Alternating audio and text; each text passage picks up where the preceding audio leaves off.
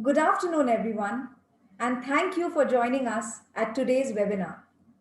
Welcome to our 15th webinar under the banner One on Education. It is absolutely wonderful to see so many of you with us at this event.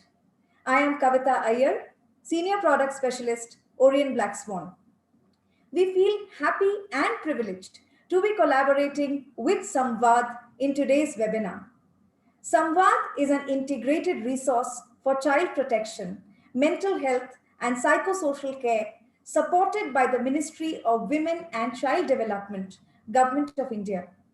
SAMVAD is steered by NIMHANS and is located in their Department of Child and Adolescent Psychiatry. SAMVAD aims at enhancing child and adolescent psychosocial well-being, particularly of children in difficult circumstances through promotion of integrated approaches to mental health and protection. We conducted the first part of this webinar on the 17th of April for over 4,000 participants. The focus was on the personal and professional anxieties and concerns of teachers across this ongoing pandemic. Part 2 of the webinar today, titled Addressing the Psychosocial Impact of the Pandemic on Children, deals with understanding the psychosocial impact of the pandemic on children and the interventions needed to address their well-being. Our speakers for the day are Kenikrino Junior Divitsu, Deepika Singh, and Pragya Tank. We are privileged to have on board our distinguished experts, Dr. Shekhar Sheshadri and Ms. Sheila Ramaswamy. They will address the queries and concerns of the educators in this virtual gathering. A child psychiatrist with 40 years of experience, Dr. Shekhar Sheshadri is the Dean of Faculty of Behavioral Sciences Division at NIMHANS and the principal investigator of the SAMVAD project. His special areas of interest in child mental health are childhood trauma, gender and sexuality, and life skill education. His work extends beyond the clinical population to the children in institutions, in educational spaces, and in the context of law across India and the South Asia region.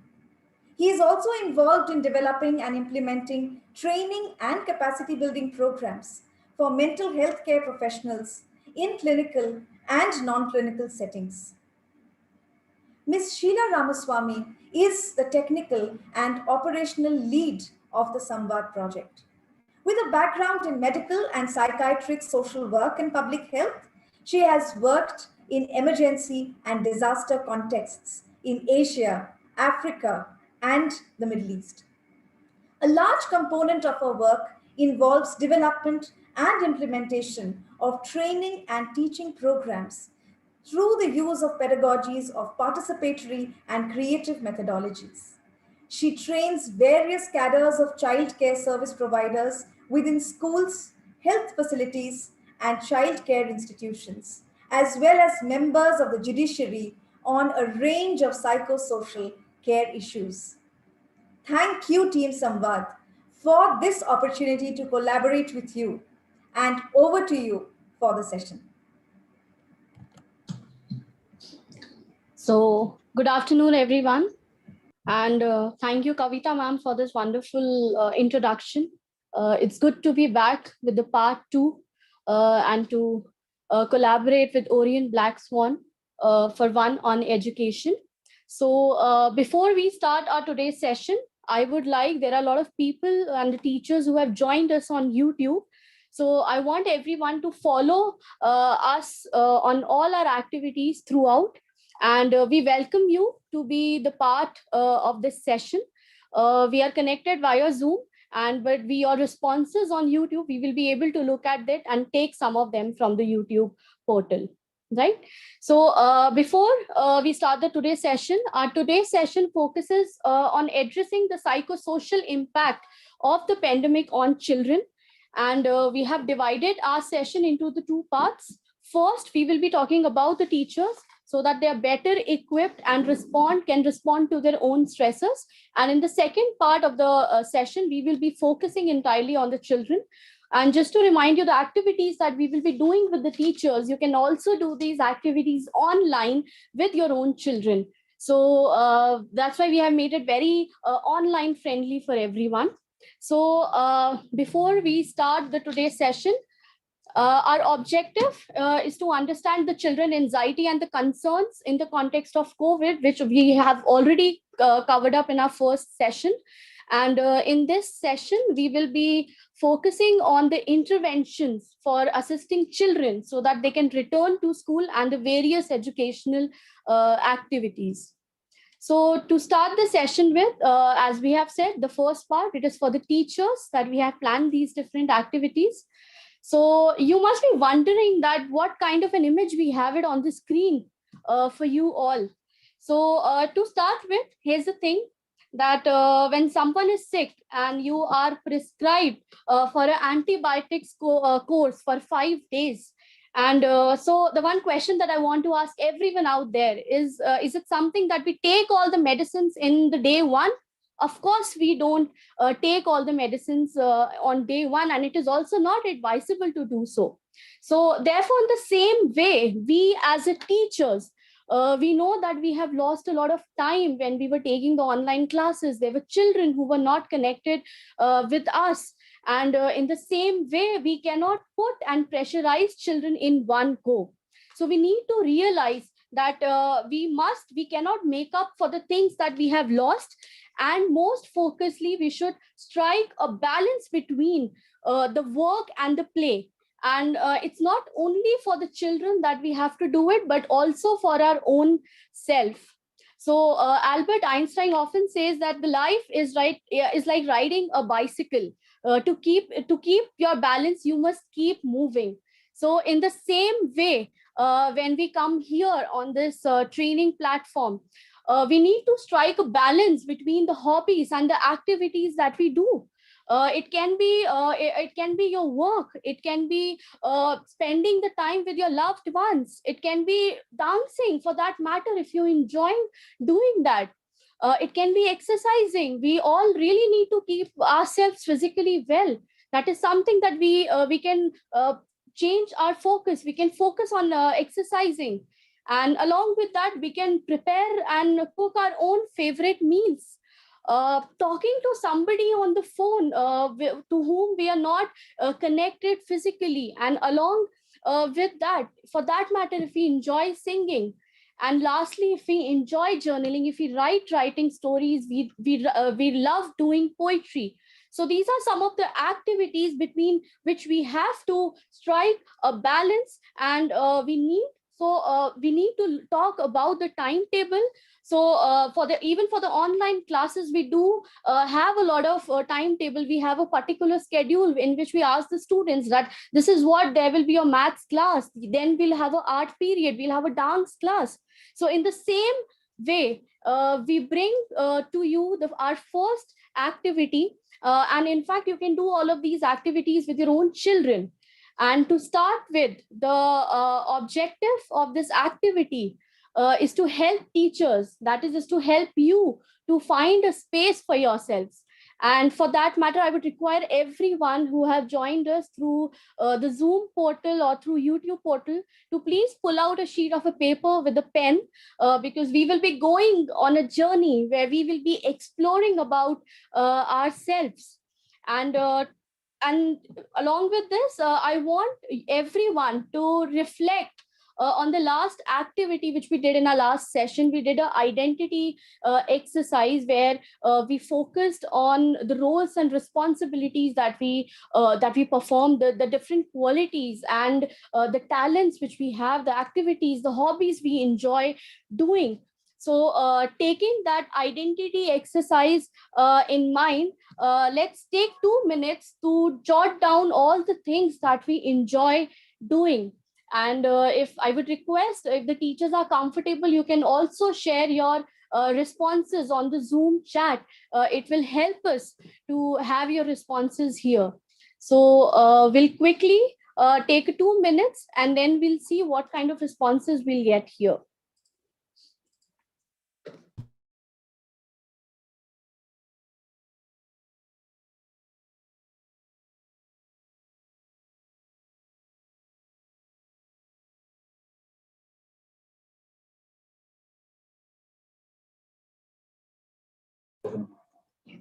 So I can see a lot of responses here. Exercises like doing yoga. I like to dance, singing, shopping, reading. Okay. Okay, I can see a lot of new responses. Reading spiritual books, play with students. I like enjoy stories, singing, shopping. Uh, Possibly in the COVID context, this shopping might have shifted to the virtual platforms. Writing, okay, so there is an overwhelming response on the chat box where we can see your different activities. So here is the next step. If you are following me in this activity, it's a request that I want everyone to execute these hobbies into your daily lives. And how would we execute these hobbies in our daily life? There will be certain questions that you will be answering with us in this activity.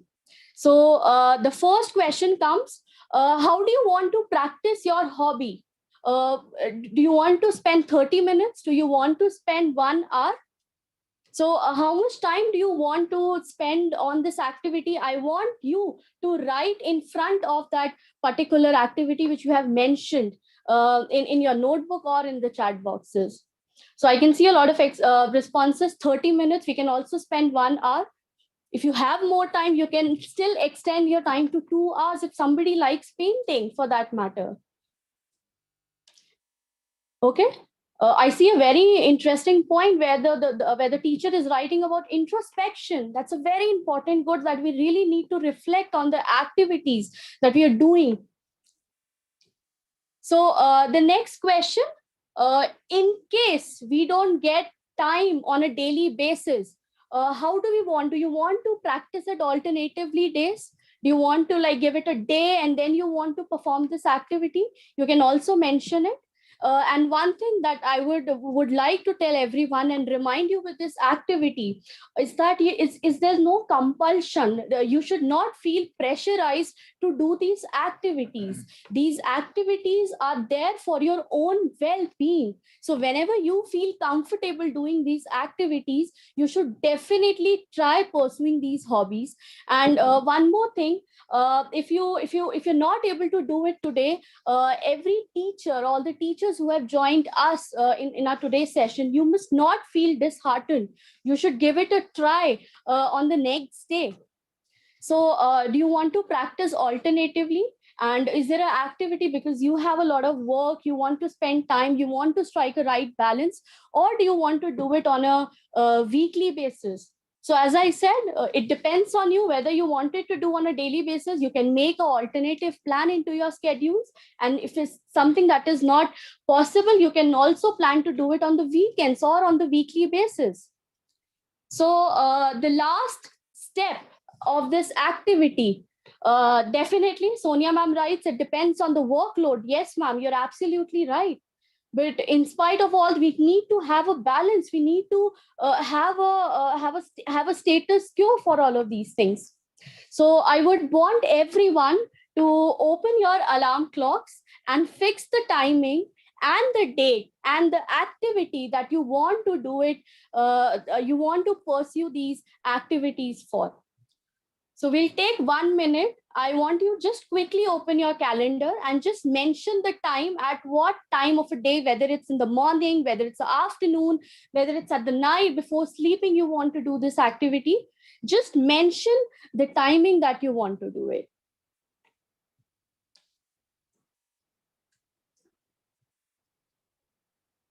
That's absolutely right. I think, as I've said, these are some of the activities which you can do not only with yourself, you can also tell your children to do these activities in the online classes. Okay, so I can see a lot of responses at night from 10 to 10:30 before going to bed, reading spiritual books before going to bed, early morning, okay, at night, So I hope a lot of teachers have followed us during this activity, and you were able to allot a certain period of time to these activities.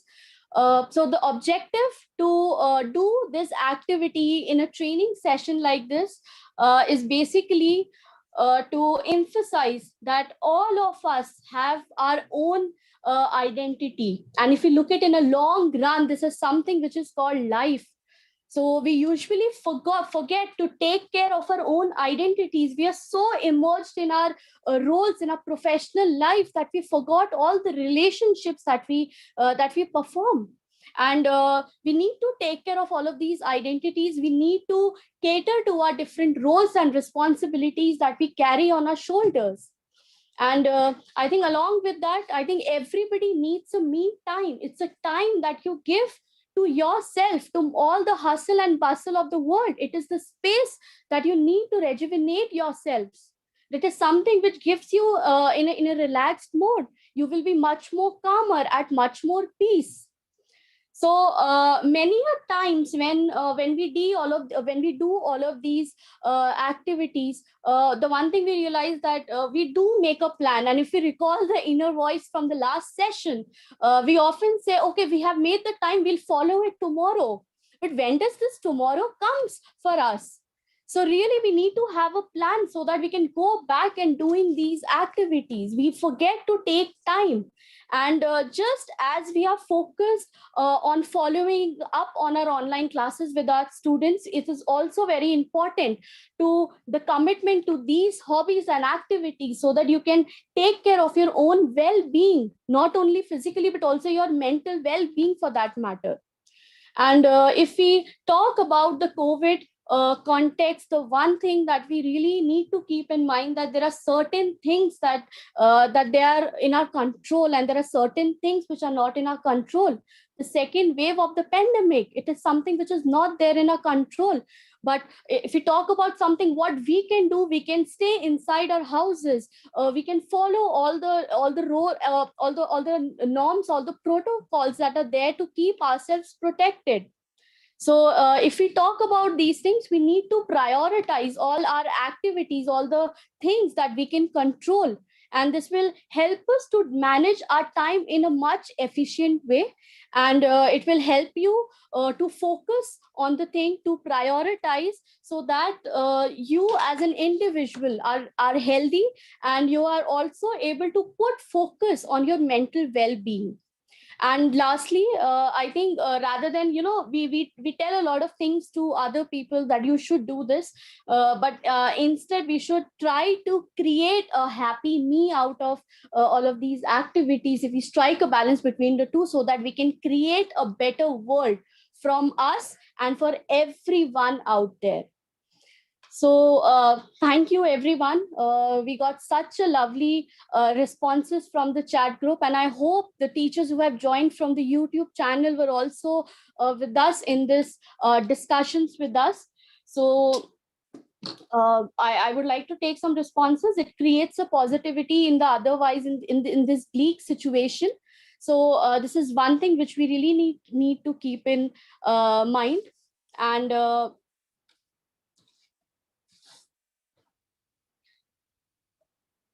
so when we talk about the time management, when we talk about the routine, our objective is to have a clear goal, so that which we can pursue for a day. And certainly, as we have mentioned, that you teachers talk a lot about the different activities, the different roles that you are playing. Planning actually help, and it saves us from wasting our own time. So this is just one of the samples, one of the ways in which you can manage your own time. You can write the days. You can mention, you can divide your time into the 4 slots, or you can divide it into the morning, afternoon, evening, and night. And along the same lines, you can mention the task that you're supposed to follow when you talk about these timetable. And it will help you to plan your day. Maybe going probably before sleeping at night, you can just have a look at this timetable, and you can learn a lot of things, that okay, this is what my day ahead looks like. So this will help you to have a clear goal about your own activities, about your own responsibilities. And clearly, when we talk about the pandemic context, we really need to spend some time with our own selves. And this is how we can write our own script for happiness, for our own mental well-being, for a more relaxed version for ourselves. So coming to the next part of the training, the one thing that we really need to keep in mind is that we often do a lot of things, but we forget to acknowledge that we have done so many things in the past, and we think that we have not made a lot of progress. And we also have this pressure that we really want to improve, we want to change, we want to be working on our own selves. But one thing that I would like to tell every teacher out there is that it's okay to step back and appreciate each and everything that you have been doing till now. All the progresses which you have made, it could be a little progress, it could be a much more greater progress. It's just that all progresses that you have made is something which really creates a difference in your own life. So if you can see, the person says, I'm growing. And even though the distance is a little, it says, I have come so far. So this is how we really need to be critical. This is how we need to be evaluating our own selves. So a quick reflection on ourselves. I want everyone to write 3 things that you have done really well in the recent months. So what could be those 3 things? If you're comfortable, you can share it on the chat group, and we'll take a quick 2 minutes just to think and reflect that what are the things that we've been doing as a person. It can be professional, it can be something, it can be personal in your own life. So I see a lot of responses. Teaching online, I have made students groups. Weight management, never stop communicating with my friends and colleagues. Gardening, revised old books. Okay. Usha ma'am writes, distributed biscuits and cakes. That's really a wonderful gesture, ma'am.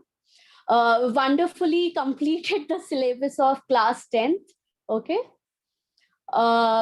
Sakina ma'am writes, techno savvy, time management, time spent with the family.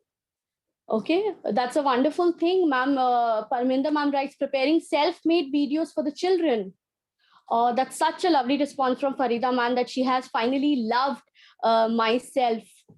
So it's really it's a very good thing to learn different things. And during this entire course, because we are so busy with our lives, we forget to reflect back on our own actions and the things that we have done in our own lives.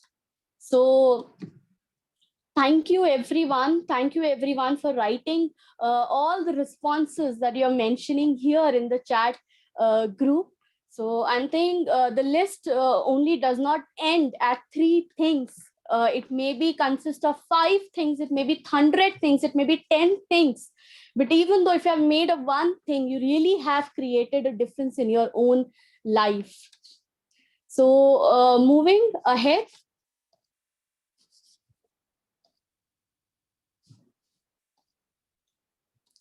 So the next segment that we come into our session in our webinar today is now specifically will cater that how can we address the problems when it comes to children.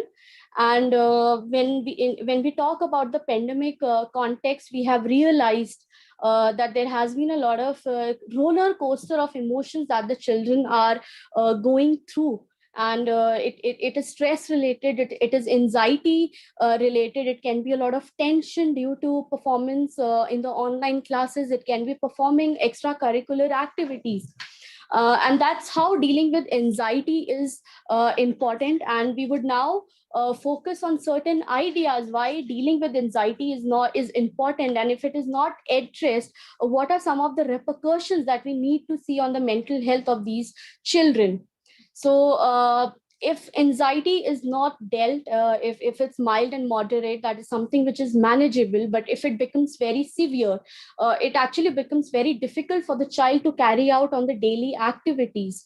And these daily activities could be as small as self-care activities, somewhere something like getting up in the morning, taking a shower, brushing my own teeth.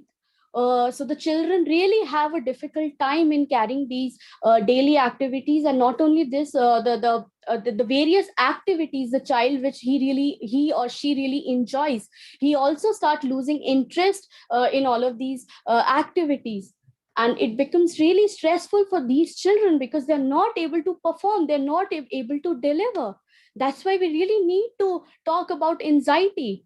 There is a feeling of unpredictability and lack of control, which affects their mental health. And when I talk about the feelings of unpredictability and lack of control, they don't have a routine. They feel that the time is just passing by. And just like the Pragya has mentioned in the last training session, we learned about the inner voice framework. And if we recall some of these feelings and the emotions of these child, and some of the inner voices: I don't want to study, I'm losing my interest in studies, I don't like my teacher, I want to step out of my house, because there are some COVID related anxieties also amongst these children.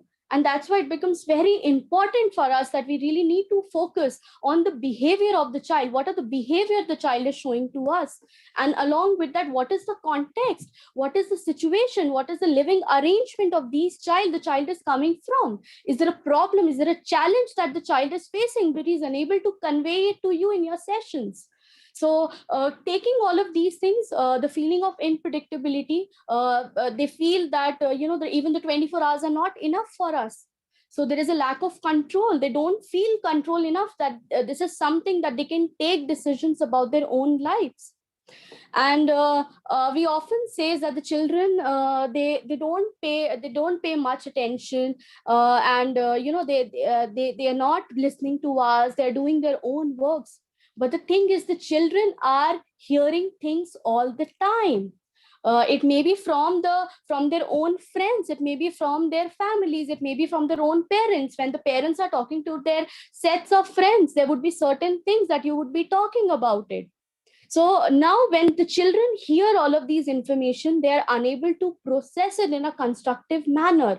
And where they are unable to do all of these things, they try to bring all of these bits and pieces together. Then they try to think and they try to process. And that's where, when their own comprehension capacity, their own comprehension capabilities are not present, their understanding is not accurate. And this is where their anxiety is again on rise. They don't have answer to their own question. They don't feel comfortable that whom should they go and talk about these problems.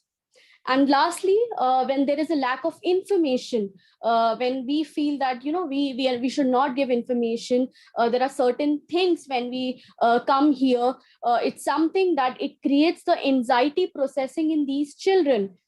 They feel that I don't know this information. Oh, what should I do? I don't have this bit of information. I think my mom will scold me now. My teacher will scold me now. They will not listen to me. They will not understand that I didn't pay any attention to it.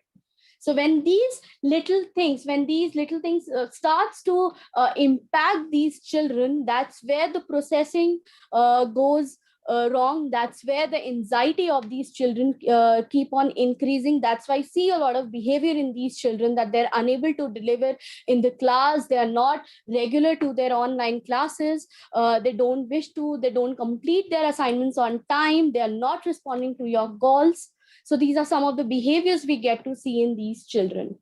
So to answer all of these questions, we have certain guidelines, we have certain guiding principle, a framework to understand that how can we decrease the anxiety of these children. And now, my dear friends, my colleague June will help us to understand this framework from a mental health perspective, and how as a different stakeholders, as a parents, as a teacher, we can answer to such queries of these children. So thank you very much for your time. So over to you, June. Yeah, thank you so much, Deepika. Deepika has already shared so many things about, the anxieties that children go through. Um, when she was talking about it, she was also directing a point where children are asking so many questions. They're asking, what is COVID? What is happening? Why are people dying? Why are people sick? Maybe in the family, maybe their grandparents are sick, or maybe a family member is sick, and they're asking what happened to this person. Most of the time the approach of how we as adults come is that, okay, if I explain to this child also, they will not understand. That's one approach. Another is also people are too busy that they do not have time to answer each and every query of a child. They think that it is not very relevant. Sometimes it might also be impatience, because children often ask too many questions. And sometimes when children are asking so many questions, especially in this time of the pandemic, we are also quite stressed out, and then we do not have the patience to actually answer them. Or most of the time, we also do not have answers to it. And in all of this, thought that children won't understand or we don't have time, a lot of children are very confused. They are, when the pandemic started, children saw others, everyone wearing mask, which was something that was very alien to them. Not just seeing people wearing masks, but they also have to wear it. They have to follow certain restrictions and guidelines, which makes it so difficult for them. And we tell them, wear your mask. A child is maybe a 5-year-old is wearing a mask. We tell that child, wear your mask. Nobody explains to them nicely why they need to wear the mask.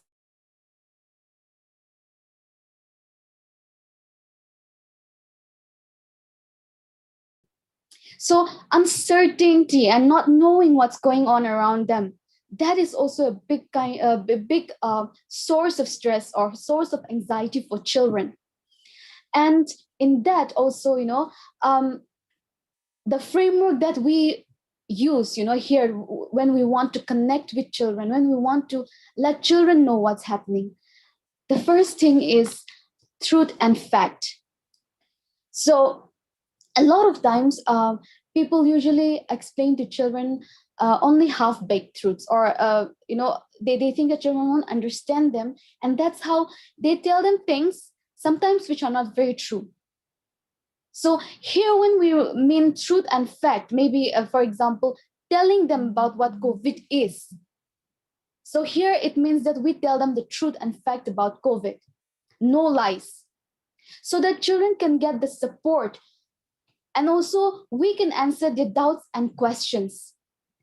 And when we are answering their doubt and question, one of the very most important and foremost thing that we need to remember is the age appropriateness of the information. So when we talk to a 5-year-old, or when we talk to a 9-year-old and 15-year-old, we talk to them in different ways because they understand things differently. So for example, you are talking to a 5-year-old child and the child asks you, what is COVID? What is coronavirus? I don't understand what is going on. What is it? And you might, explain to the child saying, coronavirus disease is defined as an illness that is caused by a novel coronavirus, now called severe acute respiratory syndrome. So when we say that to a 5-year-old, obviously this 5-year-old won't understand what you are saying. So the informations that we give to children should be a fact, should be the truth, but also should be remembered according to the age appropriateness.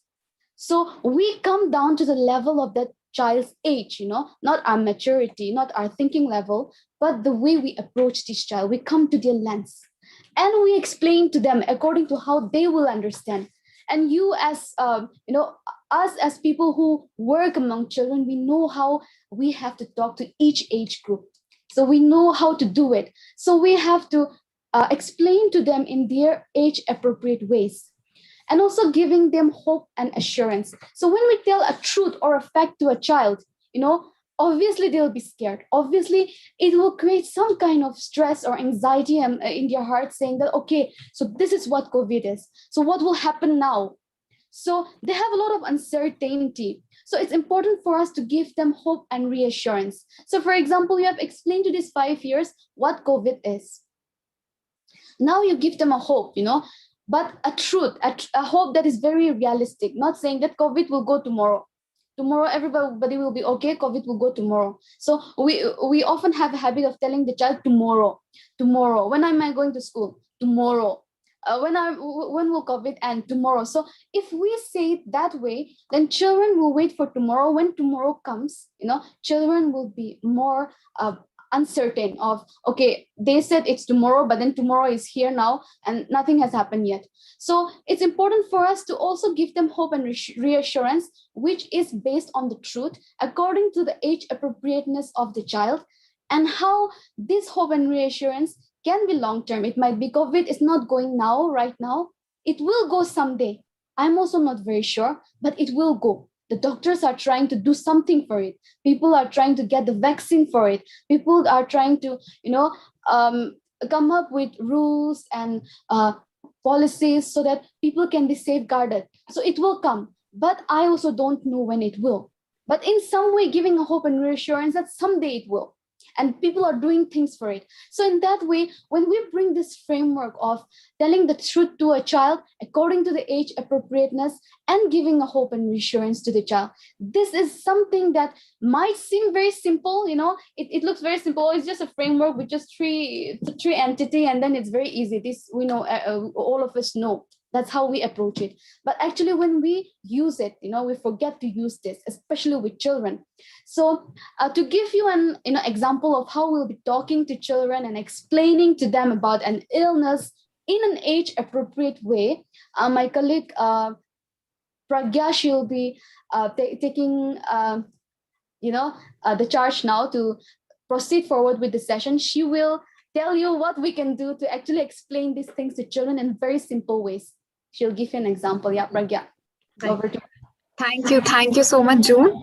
As my colleague has rightly pointed out about the value of using the framework June has mentioned while talking with children to mellow down their anxiety. So one of the strategies that works across ages is using storytelling to explain illness, to explain COVID to children. Now, storytelling is one of the most effective ways to communicate important things to others. It gives meaning, context, and understanding in a world that is currently filled with chaos and illness. Stories bring information, knowledge, and truth to life. So teachers, can I have your kind attention? Let's go on a storyland where we will meet Addu and Annie and learn about how they are doing in these times of COVID. Let's get to know their story.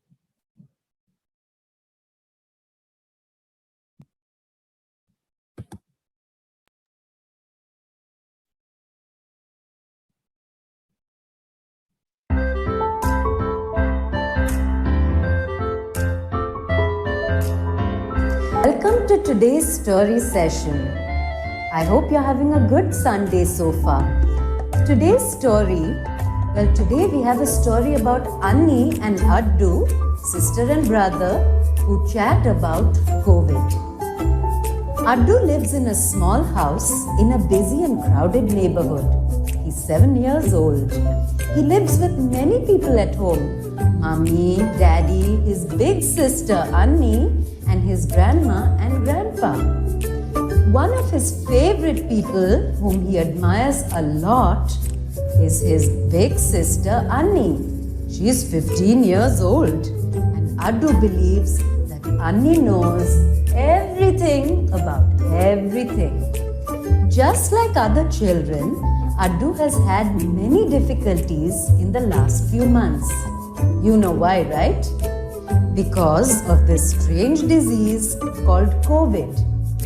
Everybody's talking about it, worrying about it. The television and the newspaper have been full of news about it.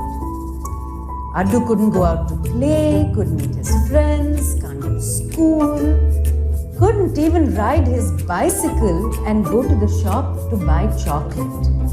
Some of Addu's favorite cartoon shows have been cancelled even and replaced with, that COVID news and information. One day he was sitting sadly by the window. "Why are you looking sad, Addu? What happened?" asked his sister Annie. "Everything is closed, nobody's playing outside, and there are hardly any people on the streets. And those who are out look so scary in those strange masks," said Addu. "Oh, now I understand why you are sad, and I know things have been difficult for you. I don't understand this COVID. What is this COVID? And how do people get it?" asked Addu. "Let me explain it to you, my dear," said Annie wisely. "There are many ways in which we get sick, and many of these sicknesses enter our bodies through germs." "What are germs?" said Addu curiously. "Germs are tiny, tiny, tiny creatures, even smaller than ants, so tiny that we cannot even see them unless we use special machines to see them. They get into our bodies in different ways. For example, many of them go through our nose and mouth. When these tiny little germs enter the body, they cause the body to be sick. But how do we get these germs? And how does COVID come through these germs?" asked Addu. "If we do not wash our hands properly before eating or eat in a dirty place, you know how we can get stomach pains and diarrhea, like loose motions? If we have a cold or cough and we sneeze and somebody else is nearby, they may breathe in those germs and they may get sick. We get COVID in similar ways. And you know what? The germ that causes COVID has a very funny name. Corona. Can you say that?" "Corona," said Annie. "Corona. Corona," said Addu slowly. "But I don't have COVID. So then why can't I go out?" asked Addu sulkily. "There are different types of sicknesses," said Annie. "Some spread from one person to another, some don't. If you have a headache and sit next to someone, the headache will not pass on to them. But if you sit very close to someone who has COVID, as I said, it spreads through sneezing or coughing. If you go to crowded places without wearing a mask and forget to wash your hands, if you go out to places without wearing a mask and forget to wash your hands, when you come back home, you would be at risk of getting COVID, because we don't know who was out there, who had COVID and may have spread it to you. That is why it is best to stay home as much as possible," Annie said. "So I heard from friends that we can get corona if we eat ice cream or food from outside. Is that true?" asked Addu. "No," says Annie. "Can corona fly out of someone's window and someone else's house and come to us?" "No," said Annie. "Will it spread through houseflies or mosquitoes?" "No," Annie said. "Not even through dogs and cats or other animals." "The rest of my life?" asked Addu. "No, of course not," said Annie. "But there are ways in which we can be safe from corona?" asked Addu. "Yes, if you follow the SMS rules." "Do you know what that is?" said Annie. "No. What is it?" "Oh, I know. It means sending a message on a mobile phone, right? SMS," said Addu. "That is one meaning of SMS, but this is an SMS rule for COVID. S for sanitizer or soap. That is, you clean your hands with soap and sanitizer to kill the germs. M is for mask. wearing a mask every time you leave the house and making sure that the mask covers your nose and mouth. S is for social distancing, maintaining social distancing when you go out of the house. That means you keep as much distance as possible when you sit in the classroom or play with your friends, explained Annie.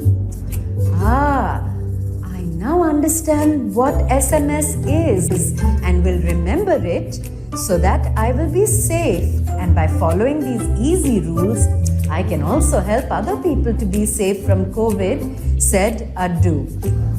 Following these rules, but what if I still get COVID? Asked Addu anxiously. What to do then?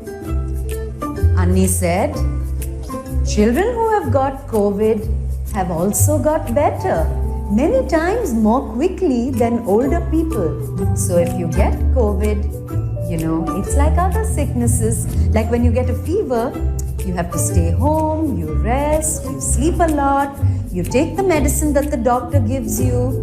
And of course, you can also call the government COVID helpline, because then you can get more medical help in case you need it. So just stay in bed, read your favorite stories, watch your favorite cartoons, maybe do a little bit of drawing and whatever else you enjoy. You stay 14 days until you get better. It is also better to stay in one corner of the house and not go too close to others, especially grandma and grandpa, so that they can be safe from the sickness, said Annie. I see, said Addu. But when will this COVID end? Nobody knows exactly when COVID will end, because it is a new sickness and everybody, like you and me, is still learning about it. The doctors are working very hard to make a medicine and vaccine to prevent us from getting COVID. But this may take many months. Until then, we need to follow the SMS rule and be safe, explained Annie. Can we go out now? I hope we can, said Addu longingly. You remember what was called a lockdown? And we could not go out at all and everything was closed, said Annie. Addu nodded vigorously. Yes, yes. Well, now things are already slowly getting better. The lockdown is being lifted. People can go out a little bit, not too much, but they can go to parks and shops. But if they protect themselves with masks and regular hand washing. You heard that even schools are reopening, so things are getting a little better. So that's good news. Hey, you know what, Addu? I just thought of something. Although COVID has made many things difficult, there have been some good things too, said Annie. Really? Like what? Asked Addu, surprised. I feel that because of COVID and the lockdown, we got to spend more time together as a family, said Annie, smiling. I also learned something new. I can play chess with Mummy and Papa now. I almost beat Mummy the other day. I also learned how to bake a cake. What about you, Addu? Can you think of something good that happened? Said Annie. Addu thinks hard. Then he said, yes! Remember we also painted all the flower pots at home? Now our garden looks so beautiful. I had not realized this until now. I have also loved playing Ludo with Mummy and Papa and you every day. And you know, I am the Ludo champion. See, said Annie. So even when things are tough sometimes, there are always things to learn. And good things can happen even in tough times. Well, COVID or no COVID, I am really glad that you are my sister and that I always have you through good and bad times, said Addu, hugging his sister. Of course, That's what big sisters are for, said Annie, laughing. Did you like the story? I hope you enjoyed it. We know that in the last few months, just like Addu said and Addu felt, things have been difficult for children everywhere. You know, having to stay home all day, not go out to play, not go to school, not be able to meet friends is hard. And being at home all the time, you know, or being in the institution all the time, whether with family or with, you know, friends. So we love all these people very much. They can be really annoying, right? And sometimes we fight because we just spend a lot of time together. But, you know, there are things we can still do at home. Just like Annie and Addu said, like learn a new game, have a new hobby, maybe even do a little bit of reading of our school books, a little bit of studying, because schools are slowly reopening. And in case school reopens for everybody, we need to be ready, right? We need to be prepared. We can also do some exercises, even if we live in small houses, like skipping. You can use a long rope and skip. We can jog in one place. You know, you stand in the same place and pretend you're running very hard and very long. And we can do stretches, like you lift your arms and legs, stretch them. If you lift your arms and legs, stretch them really wide, and as long as you can, touch your toes, wiggle your shoulders, wiggle your fingers and your wrists, because it's important to keep healthy and well during these times.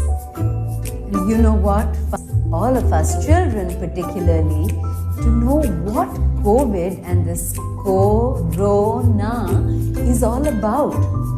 Like everything else, when we don't know what something is about, that's when we feel more worried, confused, and then we think, oh my God, what do we do? What will happen?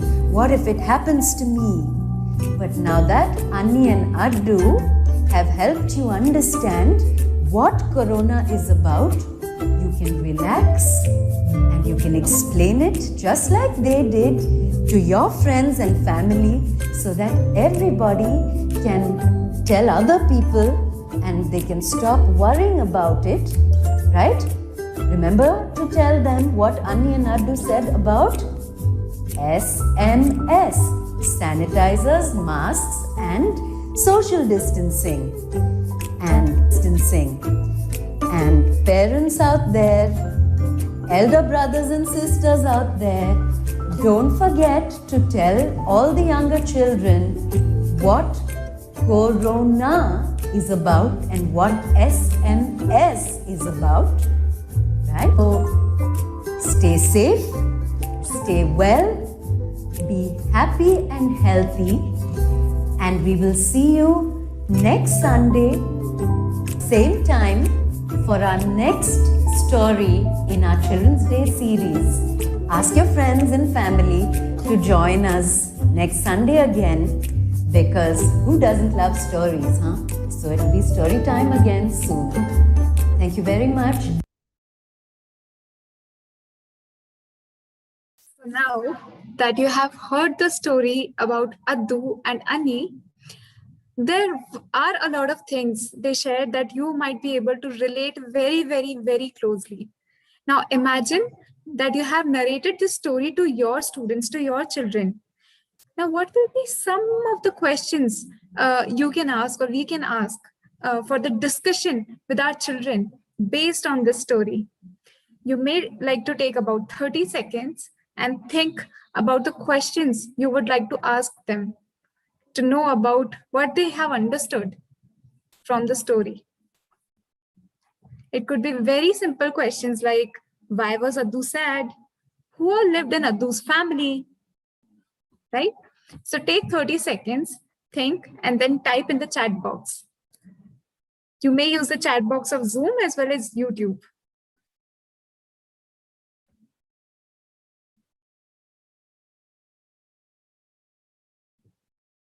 Okay, so Alka ma'am has written, do you miss school? What is SMS? We can ask them about SMS. Who understood Addu's worries? Why we need to follow certain processes? What was the moral of the story? Okay. What precautions were taken by Addu? Who all were the members of Addu's family? Okay. Meaning of SMS. What is SMS? Why was Addu sad? Why was Addu not allowed to go out? Very right questions. Why Addu asked a lot of questions to Annie. What is mask? Okay, what is mask is another question that children will ask or might ask. What is the moral of the story? Who helped Addu to understand about Corona?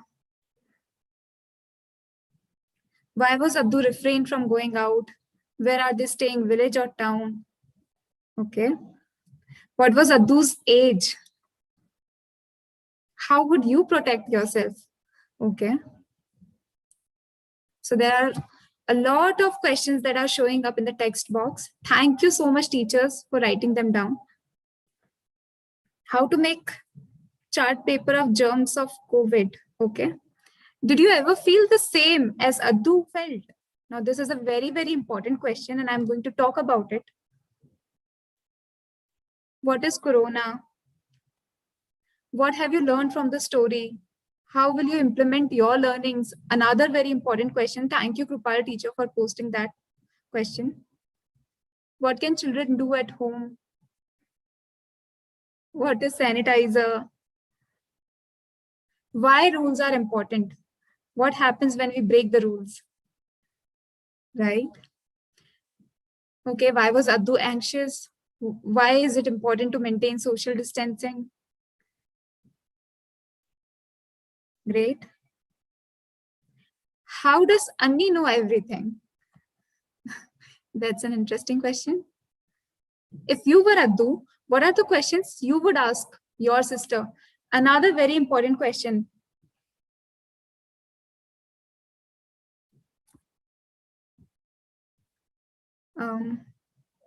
How did Annie explain about coronavirus? Great. So the chat box is flooded with responses. And it's great to see such immense responses coming in. So this part of questions, this part of questioning is called comprehensive questions, right? To check, to see if the children have understood the story or not. Like very basic questions like where did Addu live?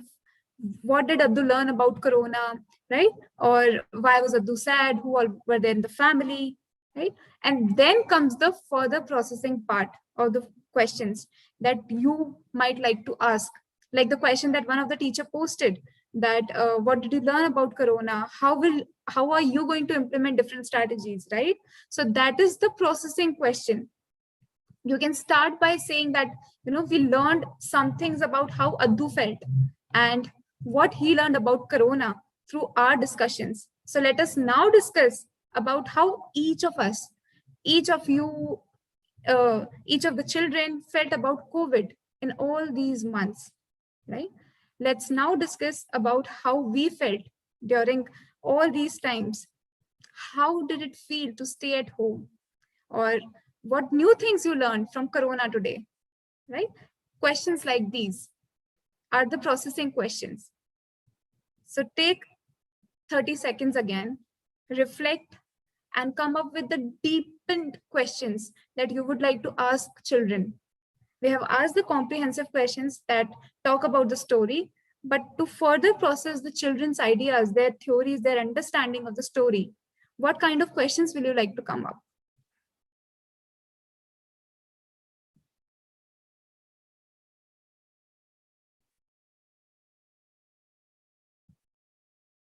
Why is it important to maintain social distancing? Okay.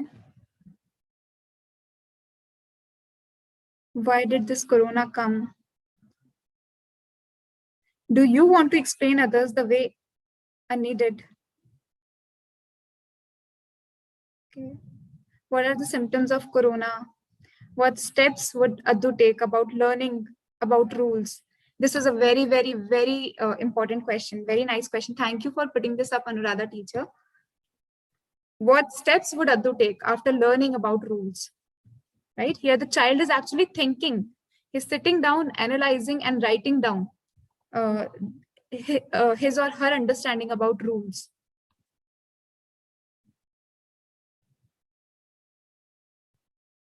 What positive, good things have happened to you during lockdown? Absolutely. What were you doing before this pandemic? And now what changes have taken place due to pandemic? Very important question. What did you do when you come to know about COVID? How will you spread awareness about Corona amongst your friends? So it's a lot of responses coming in, and it's very hard to track all the responses, all the questions that you have posted, teachers. So thank you very much. How can you make use of your time? How can we assist our community? Very important question.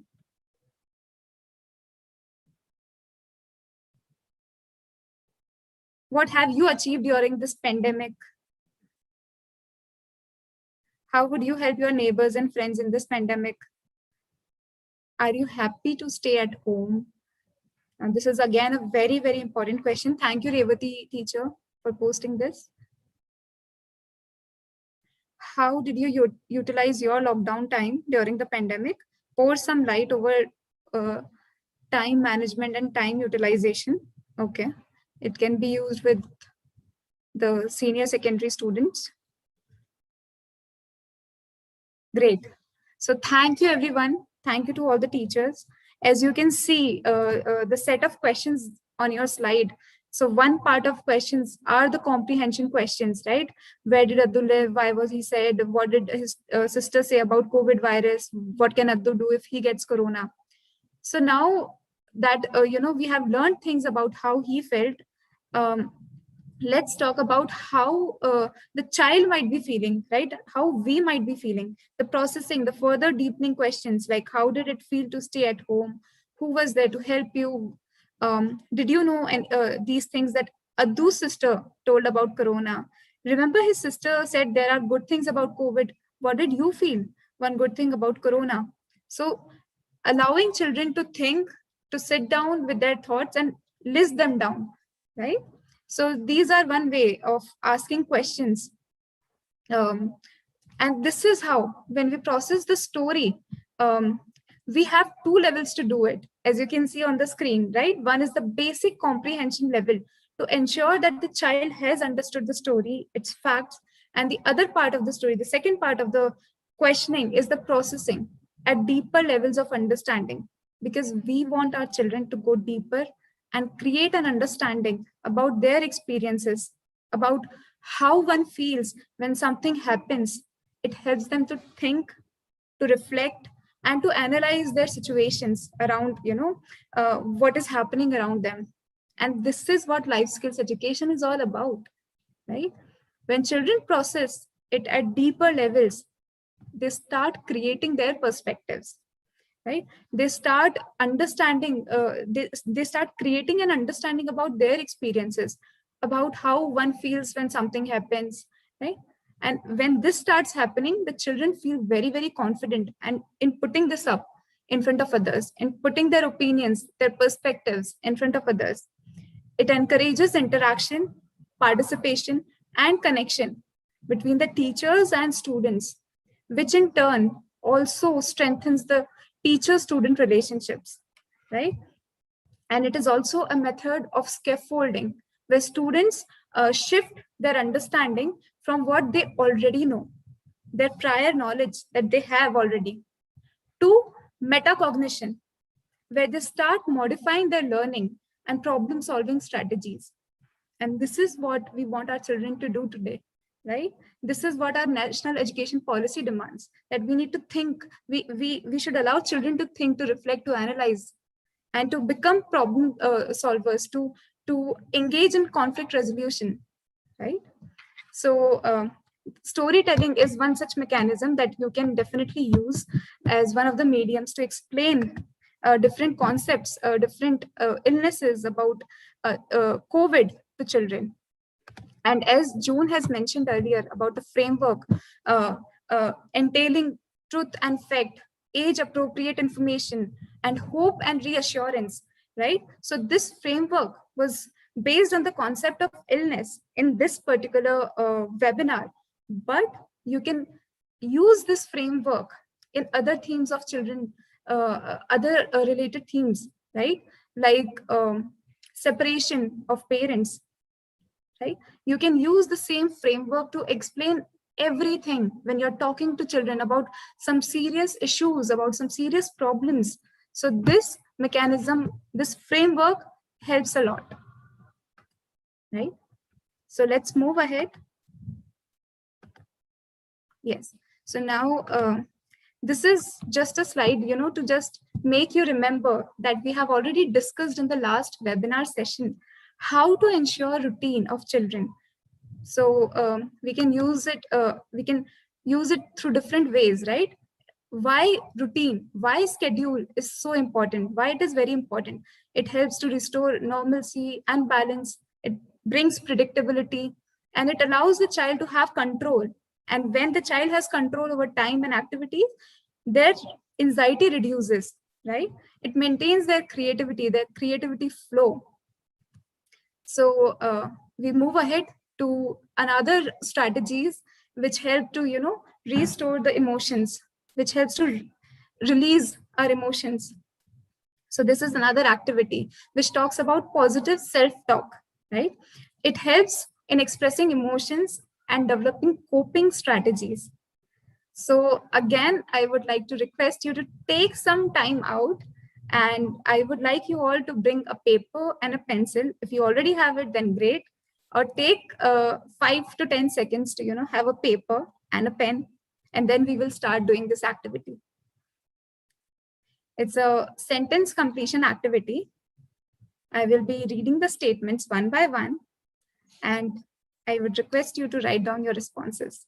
So once you write down on the paper, your responses on the paper, you can even type it down in the chat boxes, YouTube chat boxes and Zoom chat boxes.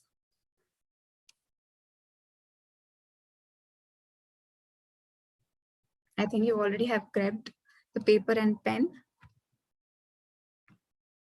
So as you can see, the first statement says, in these COVID times, dash, dash, dash, makes me feel, but I can, right? So I would like to give you an example here to understand how this activity works. So let's say in these COVID times, I haven't gotten a chance to meet my family members living in different parts of the city, which makes me feel sad and worried.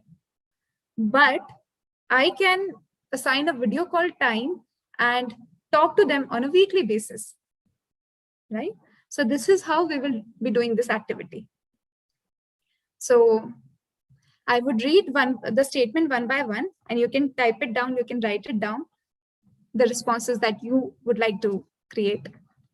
In these COVID times, makes me feel, but I can.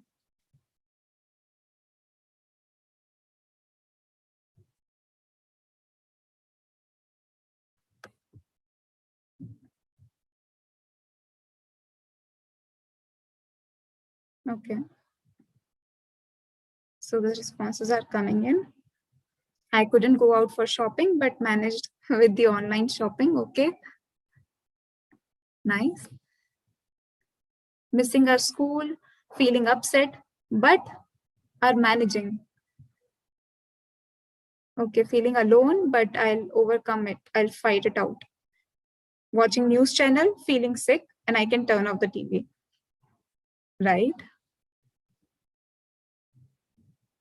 In these COVID times, I was not allowed to go out and play.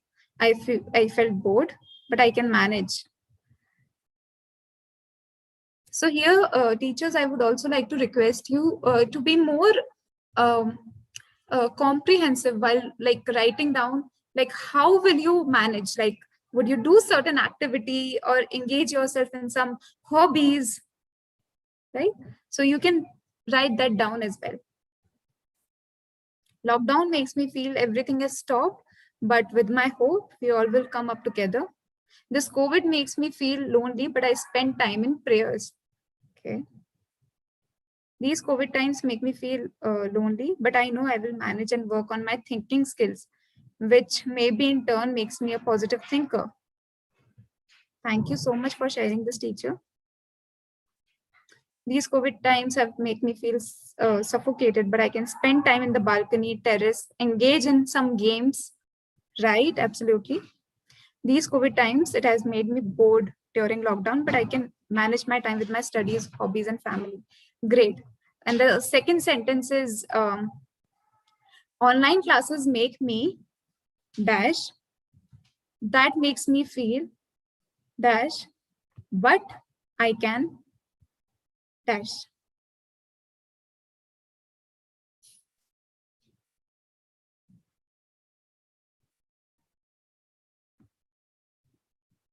Take some time to think and pen it down or type it down. Online classes make me dash, it makes me feel dash, and but I can. So there's a response saying online classes make me feel happy because I can connect with my students virtually, which uplifts my mood. Thank you so much, Papia Basu teacher, for writing this down. This is a very, very, very important response that you have shared.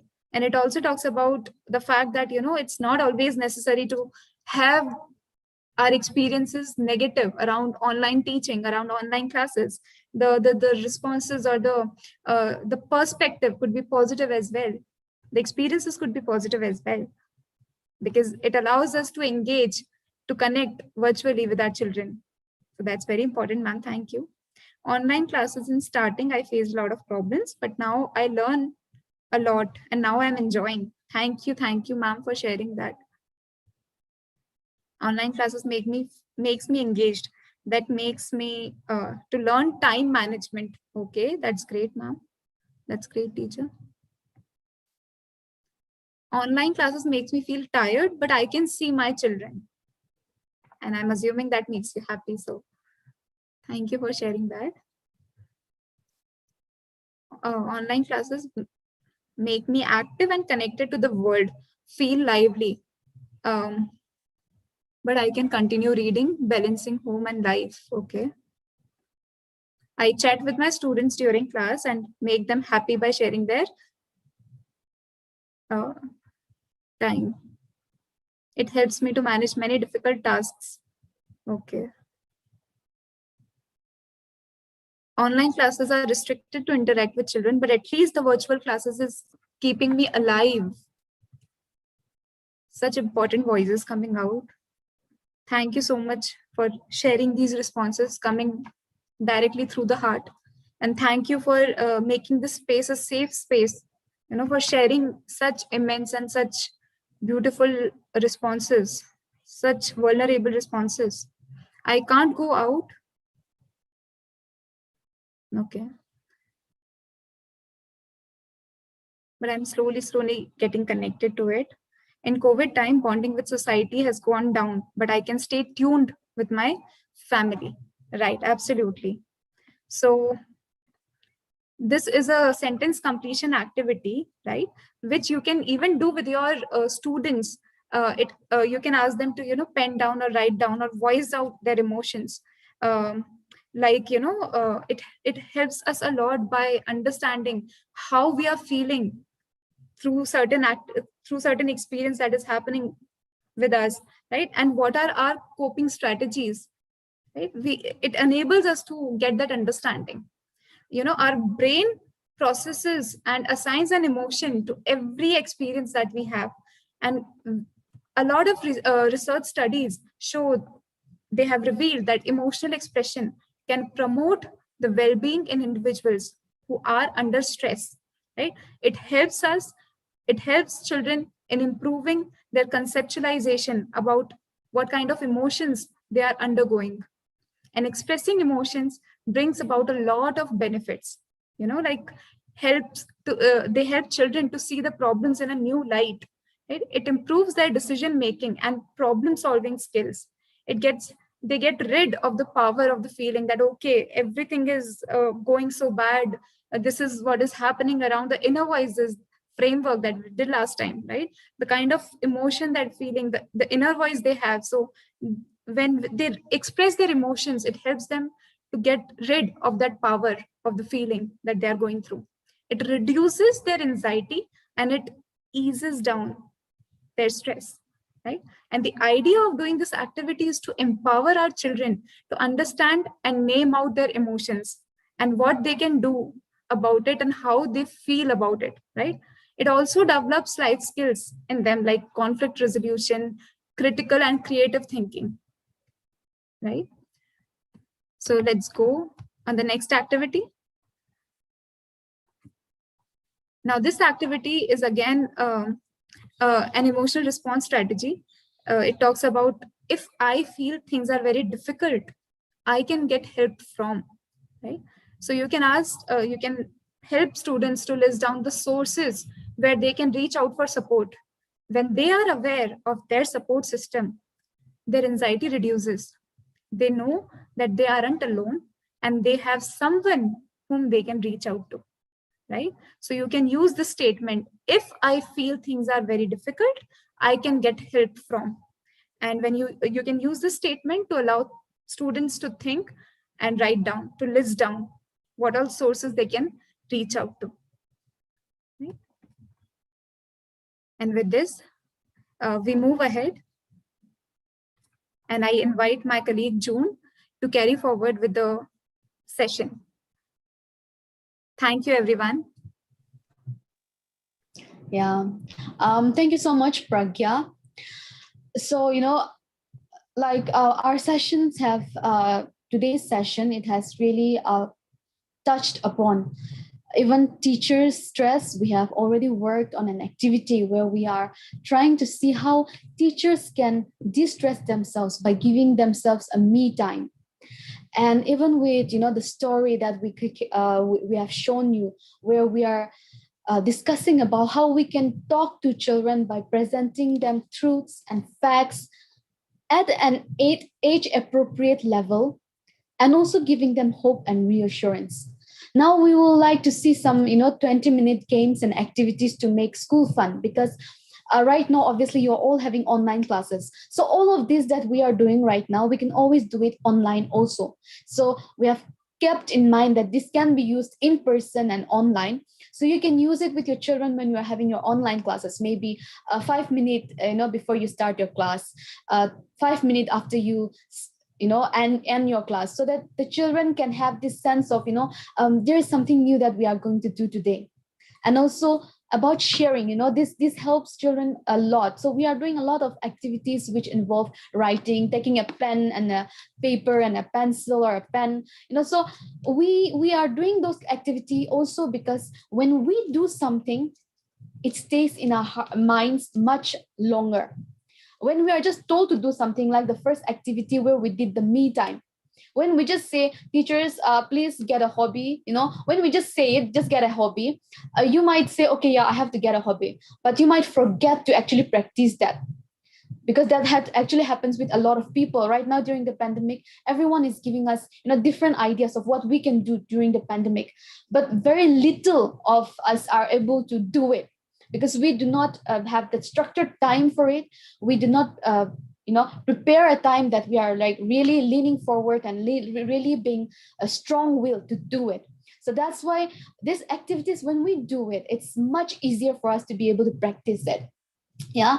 So the objective of this 20-minute games and activities is to motivate children to continue in school and further help them adjust and cope with anxiety. So a lot of people also have this idea that children are very playful. They'll forget, they might be stressed now, but they'll forget after 10 minutes or 15 minutes. But actually those stress or those anxiety, it affects them slowly in the coming years. So when you see a child with a behavioral problem, the the problem might be seen manifested in the form of a behavior, just like we have seen in inner voice, but the context of it might be different. So maybe a child is very anxious during this corona time. Maybe the child is very scared and it hasn't been dealt with because the parents think that, okay, the child will overgrow this anxiety, the child will overgrow this fear. But what if, because of this anxiety, because of stress during this pandemic, in the few coming years, maybe 3 to 4 years, we see the child behaving in a certain way? Maybe the child is dependent on substance, for example. And then we just see the behavior and we're like, suddenly, why, sometimes children are like, we say 3 months back, this child was doing so good. Suddenly, why is this child behaving this way? So it's not just about the behavior that is manifested now, it's about the context from which it comes from. So it's very important for us to remember that some children do grow out of their anxieties, but a lot of it affects in the future years. So this is the main reason we are bringing lots of activities which can really help children. Also, for some leisure and fun activities, that can be organized at schools by teachers. So this is also one of the objectives, and also to facilitate social emotional development in teachers. So to start with, so we have been doing a lot of writing exercises. So today also we'll be doing a writing exercise. So we'll be writing a letter to coronavirus. So this is an activity that you can use with your children also. So everyone who is out here in Zoom portal and also in YouTube, you can please participate in it.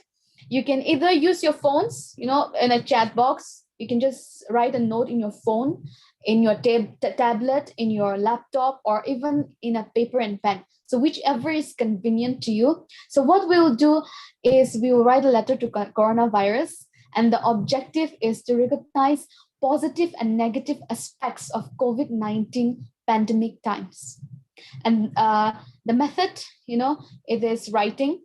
And then the materials that we are using is paper, pen, and pencil. Process, so we would like you to ponder and pen down your thoughts and feelings, especially towards coronavirus. So you are writing a letter to coronavirus. So we can start with dear coronavirus, and you can start writing things that coronavirus has made difficult for us, things that you coronavirus have made difficult for us. So you can write that. And after that, you can write some good things or some good times that has happened during this pandemic, and also things that you have learned. So I will give you a 5 to 8 minute, timing, so that you can write down a letter to coronavirus. Maybe somebody can just write it in the chat itself, dear Corona. Yeah, so some of you are already writing. So you can write, dear Corona. You can write whatever you want to tell Corona. So and anyone also, you can just do it in your homes with the paper, with your tablets, with your laptops, with your phone, or in the chat. So we would love to see in the chat also. So I'll give you 5 to 8 minutes.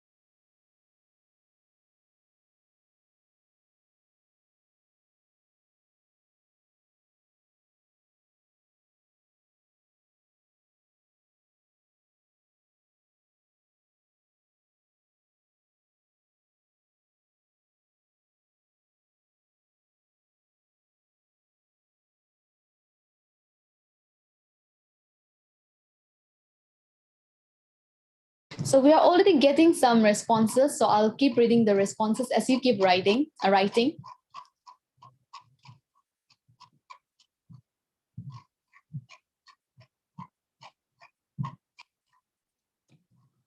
Yeah, somebody has written, difficult to move around, meet friends and students, good times with family, and I've learned the importance of health and hygiene.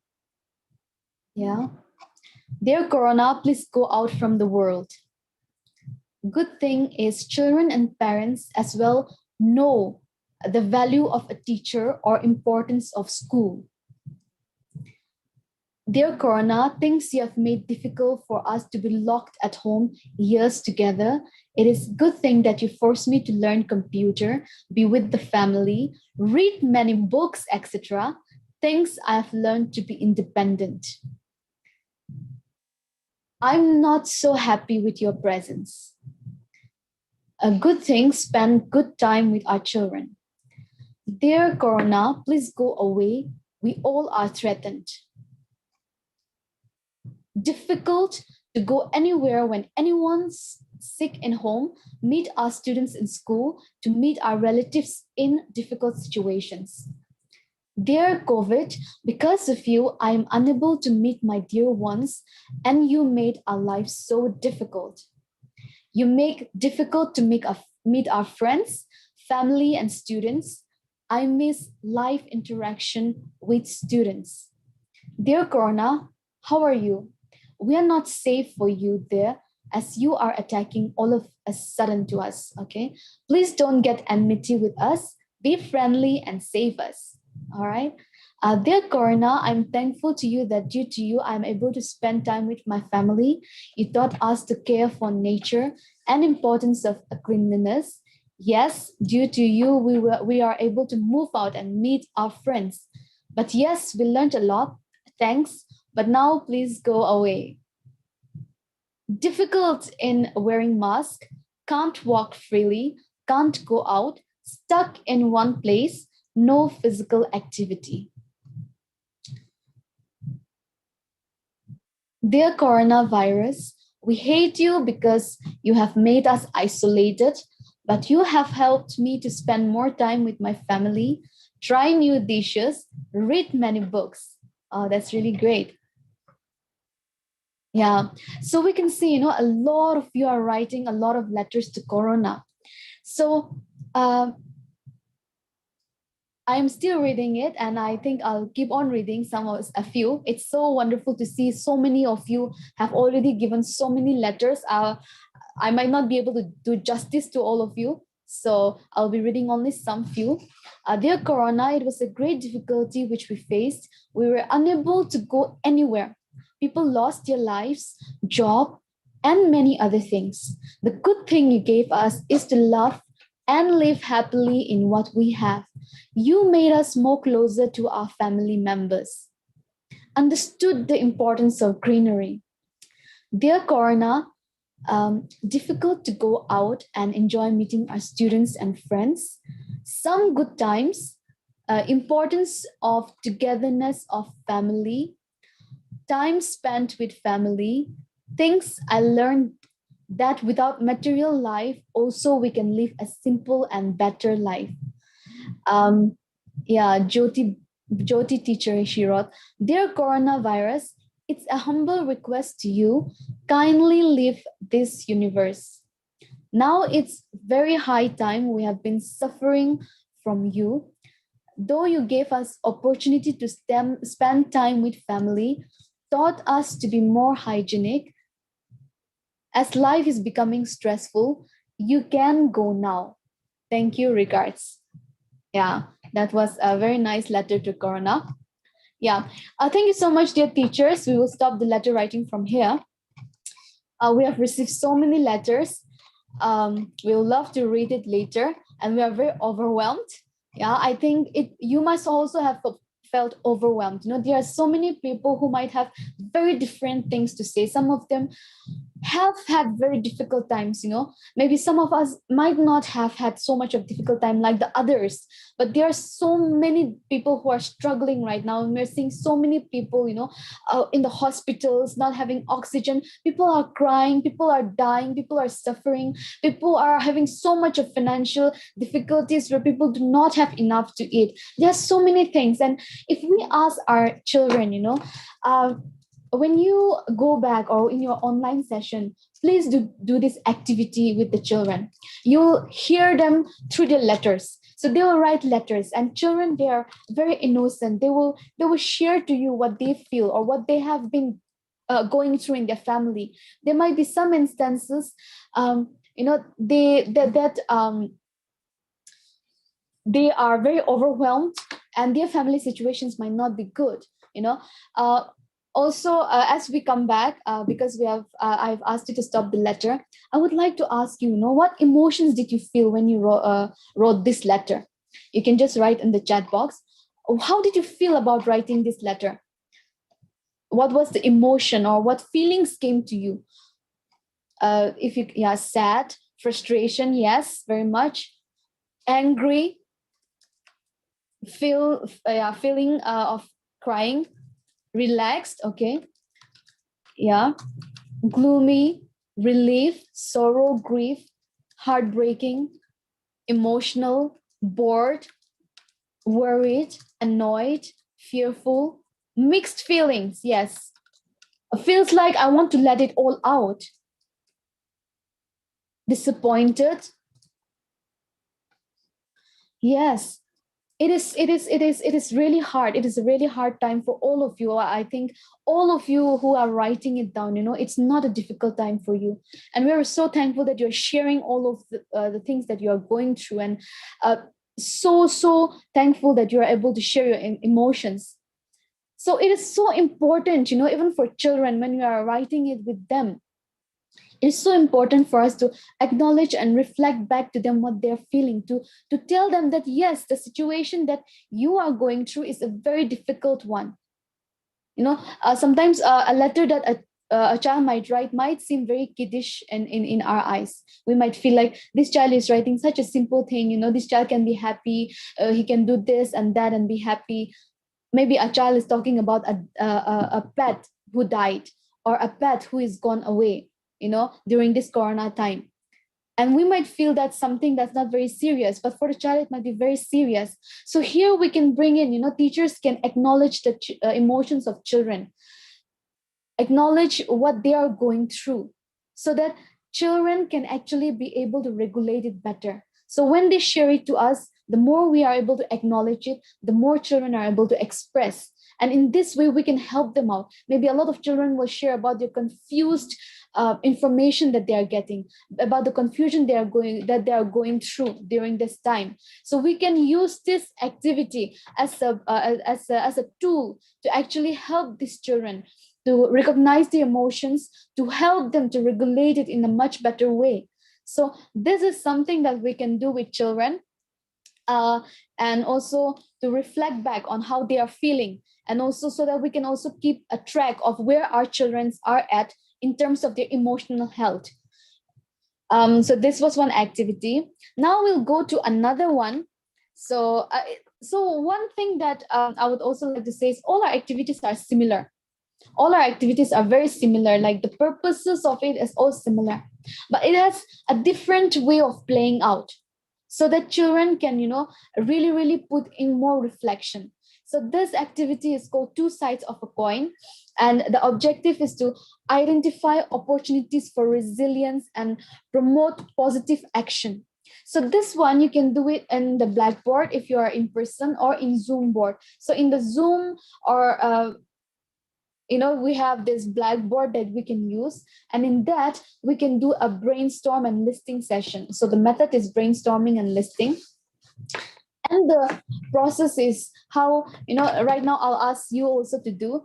What we'll do with this activity is I'll ask you to list down one good thing and one bad thing. So you have to write it together, one good thing and one bad thing. So you may be able to just make a table, a small table where you write one good thing, one bad thing, just one. And then we'll see how many we can come up with.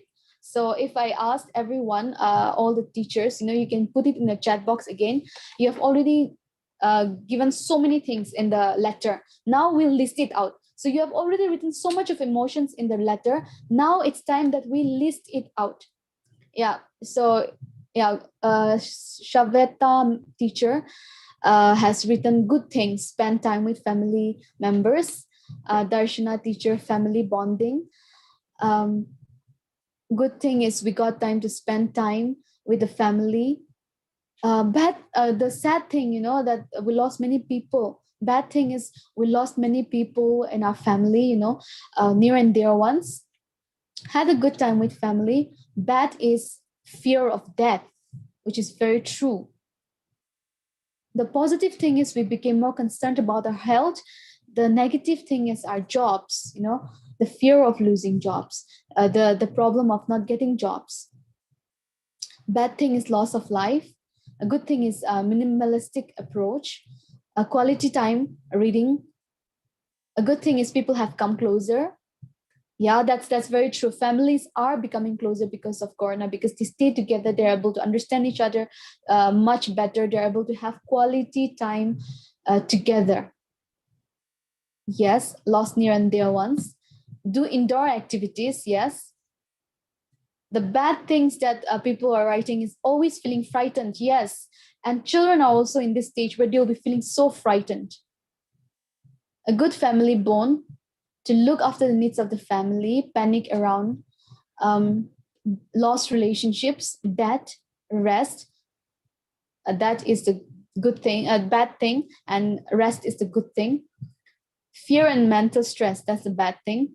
Yeah, so we can see so much of information, so much of you have written a lot of things that has happened, good or bad. So what we can do with children is we can play this activity with them, and also we can give in the slide you can see we can give 2 portions to them, tables. We can make 2 tables where they can write bad, difficult things about Corona or because of Corona, good things because of Corona. So in that one, we can let them write down pointers so they can see, that there's a side to every coin. Every coin has 2 sides. So we can tell them that Corona has a bad side, obviously, which is so visible, but it has a good side also, so that they can reflect on the positive.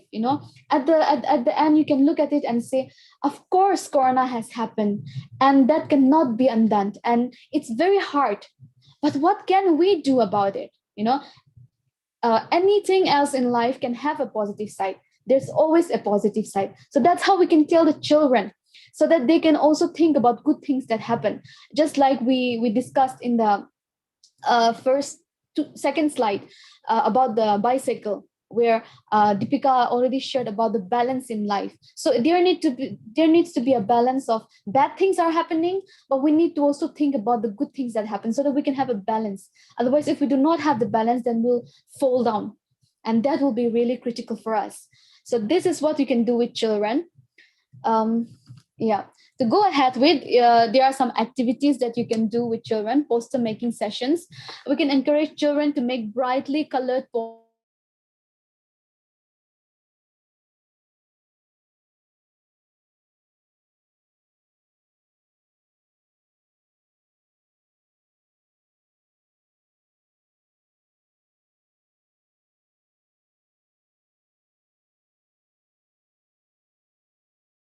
They are getting knowledge, but also the creative side.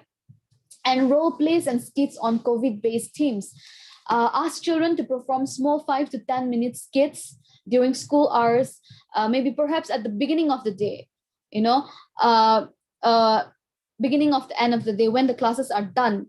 Maybe you can ask them, maybe your class is done and then you have 5 minutes or 10 minutes, and you tell the children to do some role plays on themes relating to what if a person does not wear a mask? What if a person does not wash their hands? Which can be followed by a discussion. So it has to be followed by a discussion so the children can understand better. Like, for example, what is happening here?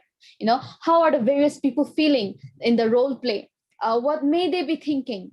If we had to change this scene or ending, what would we need to do? So these are some things that we can do so that children can talk with each other, have dialogues. Also, it will be reflective for them. Yeah. And then other activities to help them manage their anxiety. One is deep breathing, which I think all of us already do. So you can also go over this slide later. The next is guided imagery. So we want to do this with you. And I know a lot of you are in YouTube. So we would also like to request you to join us in YouTube also as we do this activity. This is a very simple activity, and you can do this with children, and it really helps children also. So what I would like to request you all is to close your eyes. Yeah, you can close your eyes. Yeah, so you can close your eyes as we go into this journey of imagination.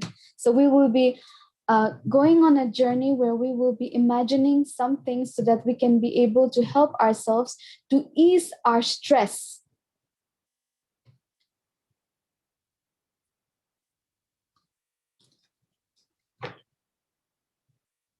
All right, if you're all ready, we shall start this journey.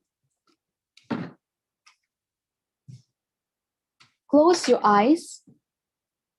Allow yourself to get comfortable. So wherever you are sitting, you can just make yourself feel very comfortable and at ease. So this is an imagination activity. So we will go in a world of imagination. Begin with a few slow, deep breaths. Take a deep breath in through your nose. Stop. And then blow out through your mouth. Let's continue once more. Take a deep breath in through your nose and let it out through your mouth. Let your body get relaxed as you continue to breathe and relax. So continue the breathing exercise. Now use your imagination to picture yourself walking slowly along a path. It's a pleasant path, any kind that you wish. It's a beautiful day and you feel relaxed and happy. You can feel the warmth and energy of the sunlight on your skin. Soon you come to a gate. You know this gate leads to a special place where you feel welcomed, safe, and comfortable. Now you can slowly push the gate open and allow yourself to enter your very own private garden. Your garden is filled with your favorite things. Whatever is pleasing to you can be found in this place. Perhaps there are flowers, trees, animals, birds, water, or even music. Look around and notice what is in your garden. See all the colors and objects that are in this place. The different fragrances of the flowers, the sound of the water going down through the stream. Notice how beautiful they are. Look at the various shapes and see how varied they are. Look at the ground. Look at the sky and see where they meet. Your garden is calm and tranquil. Everything peacefully coexists in the garden. As you are looking, become aware of how things might feel in this private place of yours. Begin to explore this place with your sense of touch. Perhaps some things are soft and warm, and others are smooth and cool. Simply spend some time exploring. Using your sense of touch as you continue to feel at peace and comfortable. Notice what the air feels like. Is it cool or is it warm? Is there a breeze or is it still? Take the time to feel the peace and serenity in this private place. As you continue to explore your garden by seeing and feeling, become aware of the sounds that you hear in your garden. The sounds in your garden are pleasing to the ear and very comforting. Perhaps it is quiet in your garden, or maybe there are a number of sounds. Some of the sounds may be very soft, while others may be louder. Relax and listen. See if you can identify the different sounds in your garden. As you are listening to the sounds in your garden, become aware of what smells you might smell. Take a deep breath in and notice the fragrances that are present. Some of them may be familiar, while others may be unfamiliar. The fragrances are pleasant and soothing. Take your time and enjoy your visit to the garden, using it in whatever way you wish. Spend the time that is necessary for you to rejuvenate and to care for yourself. When you are ready to leave, slowly walk back towards the gate of your garden. You have enjoyed your visit to the garden and felt relaxed and contented. This good feeling will remain with you throughout the evening. Push the gate open slowly and return to the path that led you to the garden. As you make your way back up the path to the here and now, remember that you can use your imagination to return to your private garden at any time you wish. Visit your garden anytime you would like to relax, to be comforted, or just to enjoy its beauty. You are now ready to resume your evening. Stretch gently and open your eyes, feeling refreshed and alert. Yeah, I hope you have all opened your eyes now. You can just rub your hands, which we always do in yoga. Yeah, and just put it in your eyes. Yeah, so I hope you're all back now. So this is, a lot of times we go through a lot of different feelings or different situations. And this guided imagery can be used as a tool for de-stressing. How do you all feel right now? I hope all of you are back. Yeah. So how do you all feel? Yeah. You can just put in the chat box.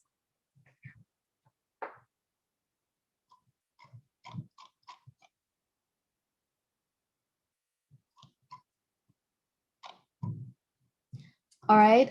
Some of the teachers have written amazing, extremely lighter, feeling relaxed. I felt like a solitary reaper in the midst of the apple gardens, stretched out on the lands of Kulum, Manila. Wow, that's a very, very Manali. Sorry. That's a very comprehensive one. Thank you so much. That's a really great imagination that you have, Teacher Krupa. A wonderful guided relaxing session, Teacher Seema, calm and centered. Teacher Sutar Ajit has written, for me, my garden is my school and the flowers are my kids, my students with different energy, different nature, always happy to welcome and to meet me. Really missing my school and my kids. Wow, that's a wonderful, wonderful thing, sir. It's wonderful to have teachers like you who really, really consider your children, your students, and who really acknowledge and see that they are very different with different energy, different nature. That's so beautiful. Very fresh. Yes, somebody said relaxed, good, refreshed, awesome. Yeah, I hope this was very helpful for you. So even with children, you can do this activity where we tell children that we'll go on a journey of imagination. We can tell them that we are going on a daydreaming journey. So this daydreaming is not for them to do it any time of the day, but we are giving this daydreaming so that they can escape from the difficult things in life sometimes, because sometimes we need that escape to feel calm and to be peaceful again. So this can be a tool where you can tell the children, especially maybe children who are not able to concentrate even in their studies, maybe we can do something like this so that they can come back, they can be able to de-stress, they can be able to go on this journey, come back, feel more relaxed, feel more energetic, feel more peaceful to be able to perform better. And so you can use this activity with children. Yeah. The next is physical exercise. So physical exercise, a lot of teacher has shared that during the me time, you have already shared that you are doing a lot of yoga exercises to be able to help yourself during these difficult times. So we can do some few exercises for children also. Free movement, play fast and lively music and ask children to dance or move in any way that they choose, and continuing the activity for about 5 to 6 minutes, allowing them to vent their energy. So this is a very helpful way for them to vent out, to be able to take out all the stress that they have, maybe even aggression, even anger, these are things that can help them vent out, put their energy into good use. Animate, to choose a playground or open space, ask children to name different kinds of animals and birds, write on 2 different slips of paper the names of each animal. For example, a lion on 2 different slips. Similarly, all the types of animals and birds on 2 slips each. Now shuffle the slips and ask children to pick 1 slip each. Tell children not to share which animal name they received. And then children will now move around performing activities that the animal, they have got on their slip does. And then it can be in the form of a sound, in the form of a way of walking, in the form of running, eating, etc. And that's how children can play and find your own animals also. So this is a very, very great way of helping children. So you can use all of these activities. Apart from this, we have a lot of materials that is in our website, especially activity books that we have in our websites. So you can use all of those activities. So Orient BlackSwan, they are already sharing our, they'll be sharing our links to you. So you can use that links, you can access our website, you can download all the materials and resources that are there. And then you can use all of these activity books and manuals for children so that you can use it in your classes, so that children can be occupied, not just studying, but then you can also bring in creative ways to be able to help them to enjoy school more. So this is a very great way.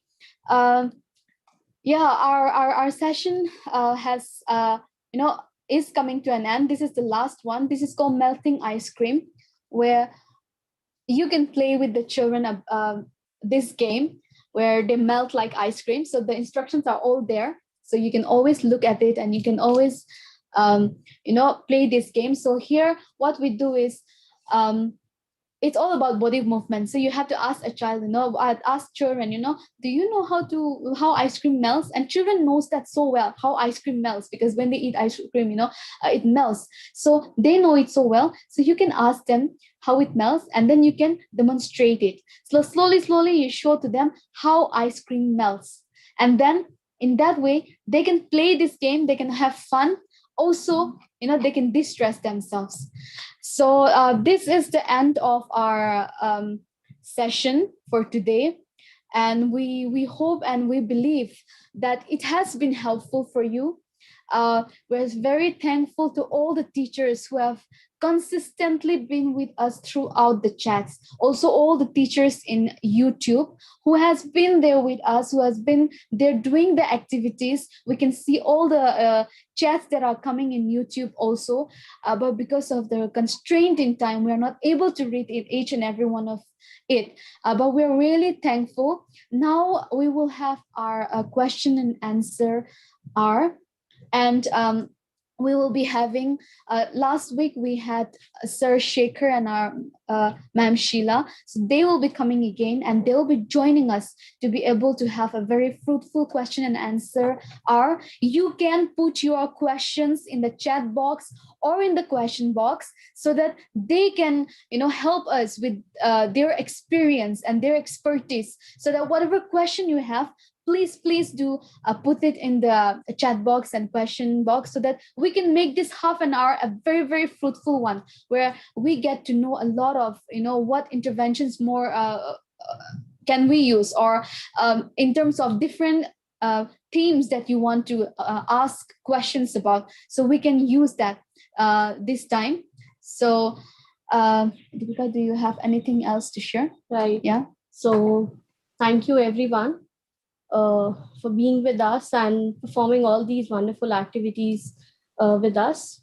So I think the one thing that we always need to keep in mind is that there would be certain there would be certain changes that will be permanent, and there will be things that we can't wait to end, but we all have to keep patience and be with our students during all this time. Being them, academic is just one part of it, but we really need to put a lot of stress on their mental health.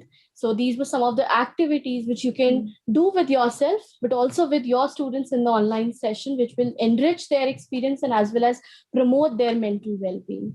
So thank you everyone for being with us. So there are certain life skills, social emotional activities books that we have, and also some life skills on the adolescent and gender sexuality relationship. BlackSwan will be sending out these links through their teachers portal. So you can have these access, and we can have a look and understand. So thank you for your time. So we have Sheila with us for the question answer session. Over to you, Sheila. Thank you very much. Good evening, teachers. It's a real pleasure to see you once again this week. Wonderful to have you with us and to see such an incredible attendance. We have 500 people on Zoom and over 2,000 people on YouTube. So that's an overwhelming response. Dr. Shekhar Sheshadri should be joining us in a few minutes, but we will get started. We are happy to take some more question and answers today. We took a bunch of questions last week, but if there are any more that you have since then, relating to the last session, relating to today, about COVID and children, schools, we'd be delighted to respond. Here is Dr. Shekhar, who's with us once again. So let's begin with some questions that we see. That's an interesting one. How can we memorize children the number of rivers in India in class 9? There is a technique called mnemonics, which is how do we, help children remember things. I remember when I was in grade 4 or 5, how we learned the 9 planets. My very elegant mother just sat upon 9 porcupines: Mercury, Venus, Mars, that's the planets. So I wonder whether you can create things like that for rivers. If you can have a mnemonic for each part of the country, the letter that the river starts with, and have a funny sentence like this that children can remember. It's These are techniques you can use. it's very well known in medical training, particularly when you try to remember the cranial nerves. Our old oak tree takes away fresh air, giving very shady homes. Our occipital oak tree, yeah, trigeminal, takes away abducent, leaving, and so on and so forth. So these are known as mnemonics, mnemonics, mnemonics. That so I see a couple more questions. How to improve the attendance of students in the online class? That is just the activities we were doing today. If every class can have a surprise, like the melting ice cream, the first 5 minutes where you do something interesting, an English class where we write a letter to Corona, or a Hindi class, any language class where we write a letter to Corona, because we are also learning and we are using it to do an interesting activity. So today's activities can be adapted as part of your subject learning, or to do them in the first 10 minutes or the last 10 minutes, because then children feel that there is something to get online for. This teacher is different. Something fun always happens on this online class. करो dear corona तुमसे प्यार नहीं है. Right? How can we overcome the stress we are facing because of the news channels? Friends, the only way is to shut off. And some of the things that Deepika, June, and Pragya discussed with you today to do with daily routine is precisely that. We cannot spend all day looking at our gadgets and keeping up with the news.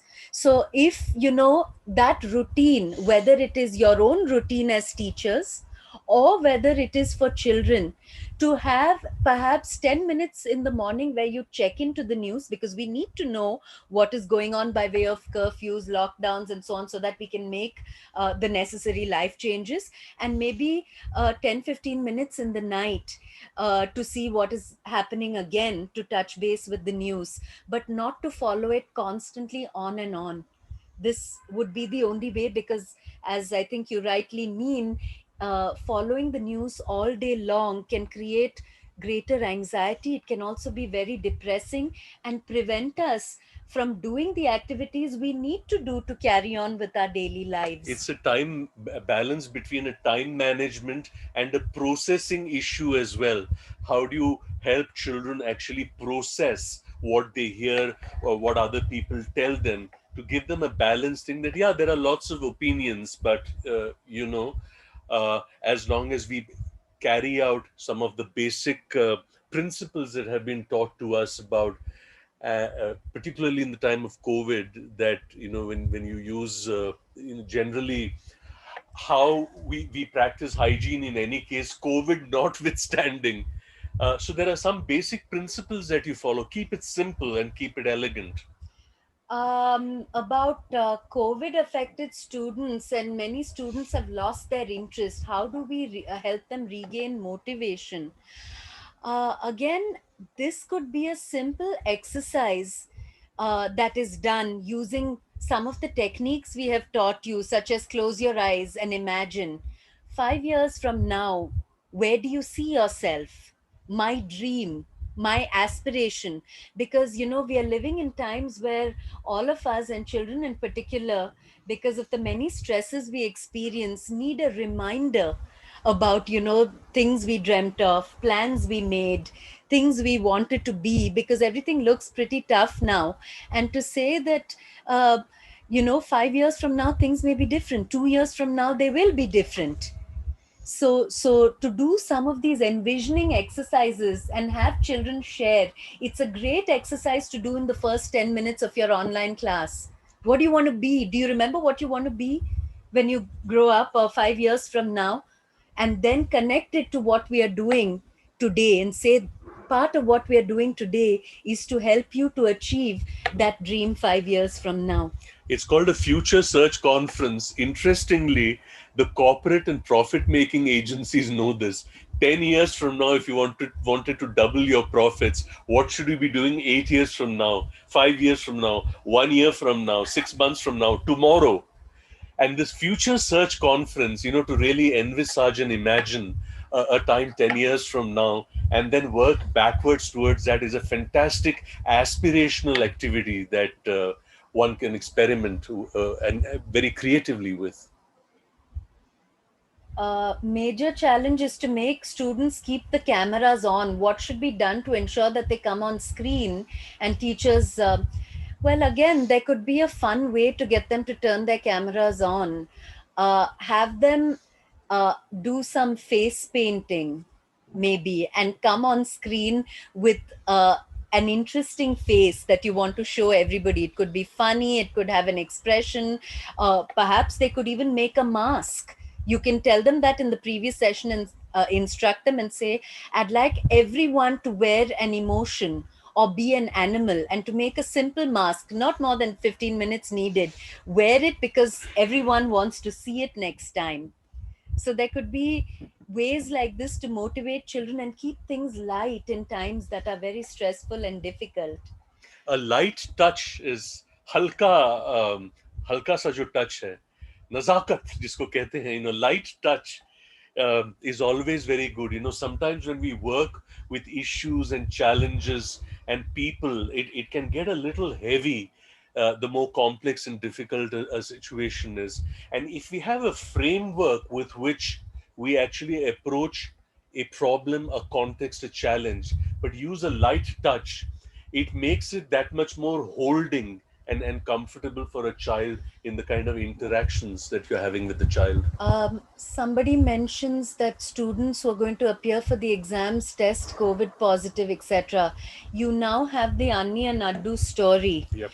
And you know how to manage children's anxieties about COVID. You remember what it says: if you get it, stay home, drink lots of warm liquids, eat well, watch your favorite cartoons, and relax. Because stress and immunity are also very related issues, as many of you, I believe, would be aware. The more stressed and worried you are, the poorer your immune system becomes, and the more vulnerable you become to any kind of infection. So the key is to relax and know that there are ways to contend with things when things happen. Easier said than done, of course, because we are surrounded right now, at least this week, by terrible news from around the country about oxygen supplies and shortages and hospital beds. But all the more reason then to say, if you follow the SMS ways, that the story talks about, if you have your daily routine, you stay home and find ways to keep healthy, these are ways in which we can prevent it in as much as possible, right? How to manage time with the syllabus. If every day time is spent on an activity, we are not suggesting that you spend 2 hours on an activity, but we are just saying spend the first 5 minutes and take 5 or 6 responses, and the last 5-10 minutes of the class, because it'll be worth your while. In any kind of pedagogy for these activities, as Sheila points out, this whole issue of anticipation, that, and even if it is 5 minutes, if you create a memory around it which people will remember 5 years, 10 years from now, कि ये मुझे याद है, वो 5 minute ही करते थे, लेकिन it was our motto, or it was a song that we coined during these times, that it became the symbol of this time that we spent together, and we wrote the words and we gave it the tune. So it creates a sense of community and of social cohesion. It creates a memory. It also creates a holding environment and a scaffolding for kids to put a hook on. And as Sheila points out, it need not take an inordinate amount of time. Even if you do it as for 5 or 10 minutes, it is meaningful, and it is engaging, and it is reassuring and relaxing. How can we deal with students who leave the meeting when they're called? In fact, there are students who've never spoken for the whole year. How do we help such students? We have a couple of different responses to this. One is the students are there, but they don't speak, in which case these 5 minute, 10 minute activities can be really helpful. The idea is not, dear teachers, to harass and harangue them and say, you have to speak, but to just call out and say, why don't you tell us, one good thing that has happened in the last week, or one fun thing that you have done. So it doesn't, if you call upon them to speak at length, it may be difficult, but even to say, one sentence and to be gently encouraging. The other response we have is, if they are not appearing in your online sessions at all, you may have to do more than this. You may have to give them a call and set up a meeting with them to ask what is happening, because we don't know what is happening in children's homes. You remember last week you did the activity on children's emotions and behaviors.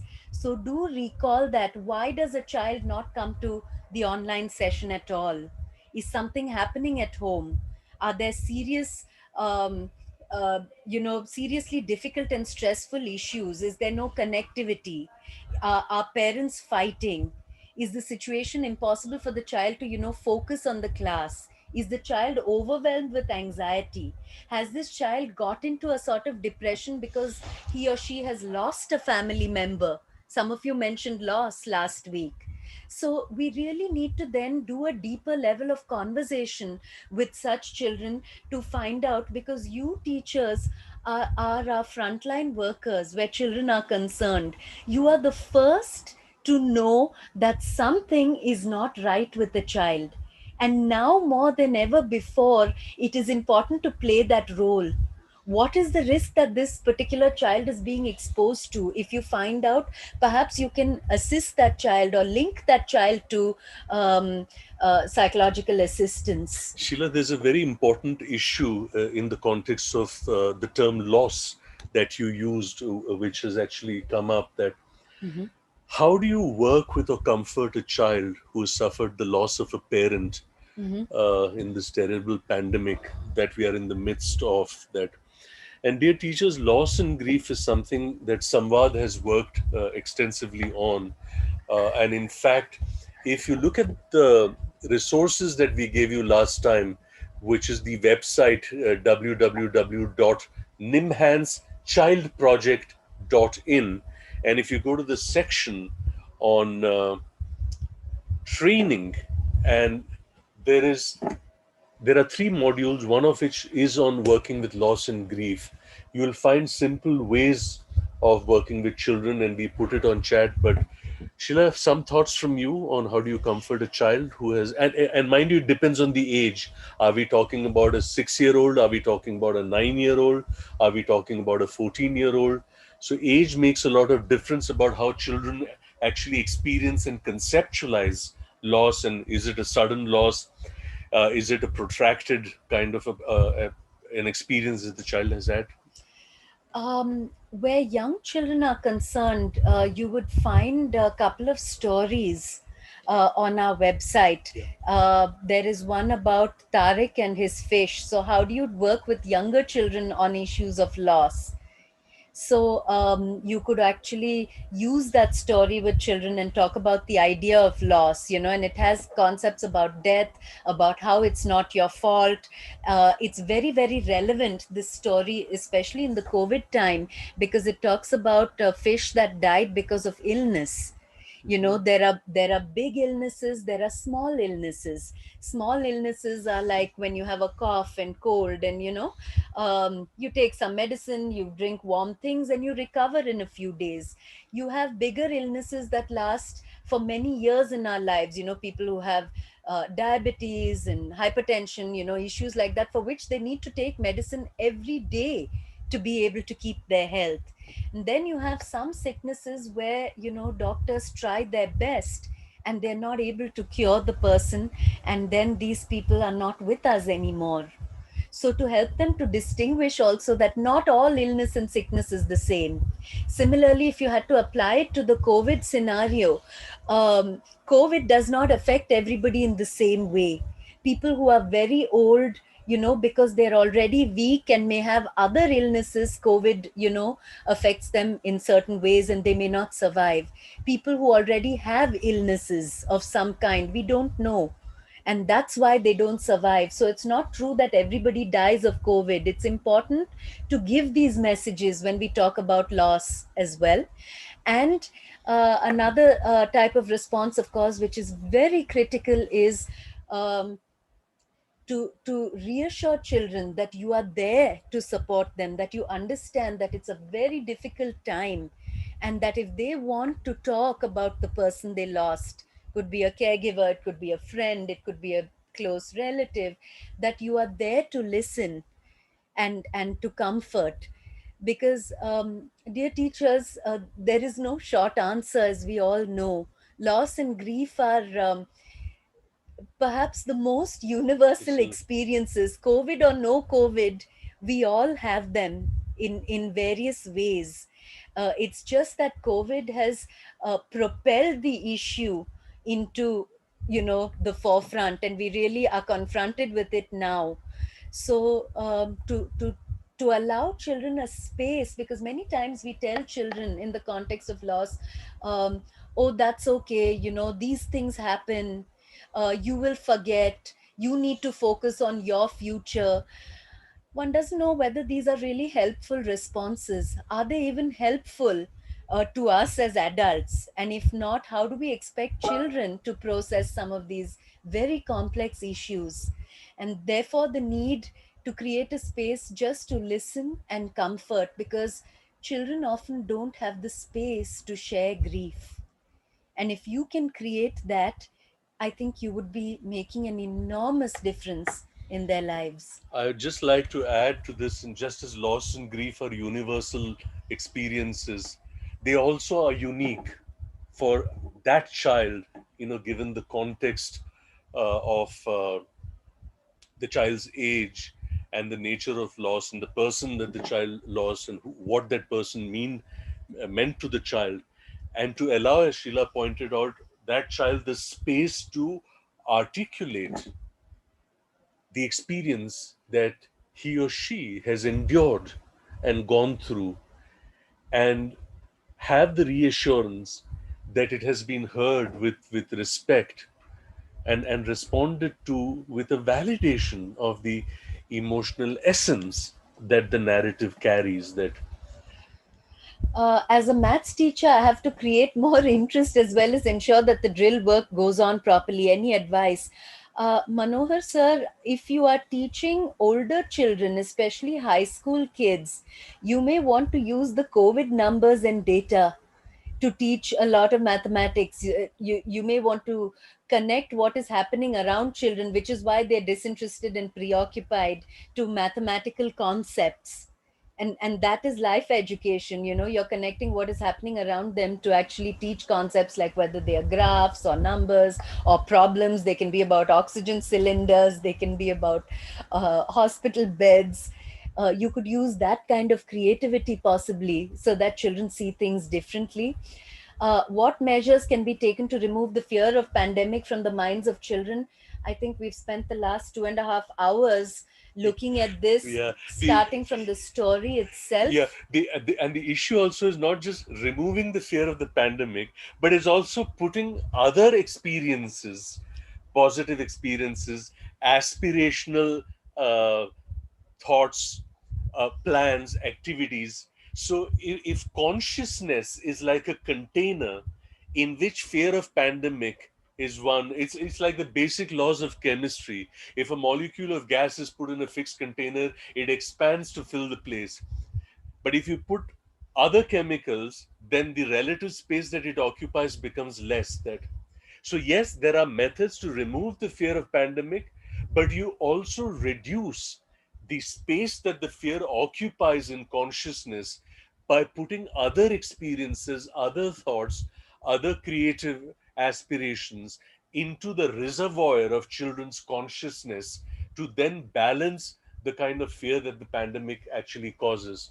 More than anything else, dear teachers, one of the important concepts that we've been speaking about is called intolerance of uncertainty.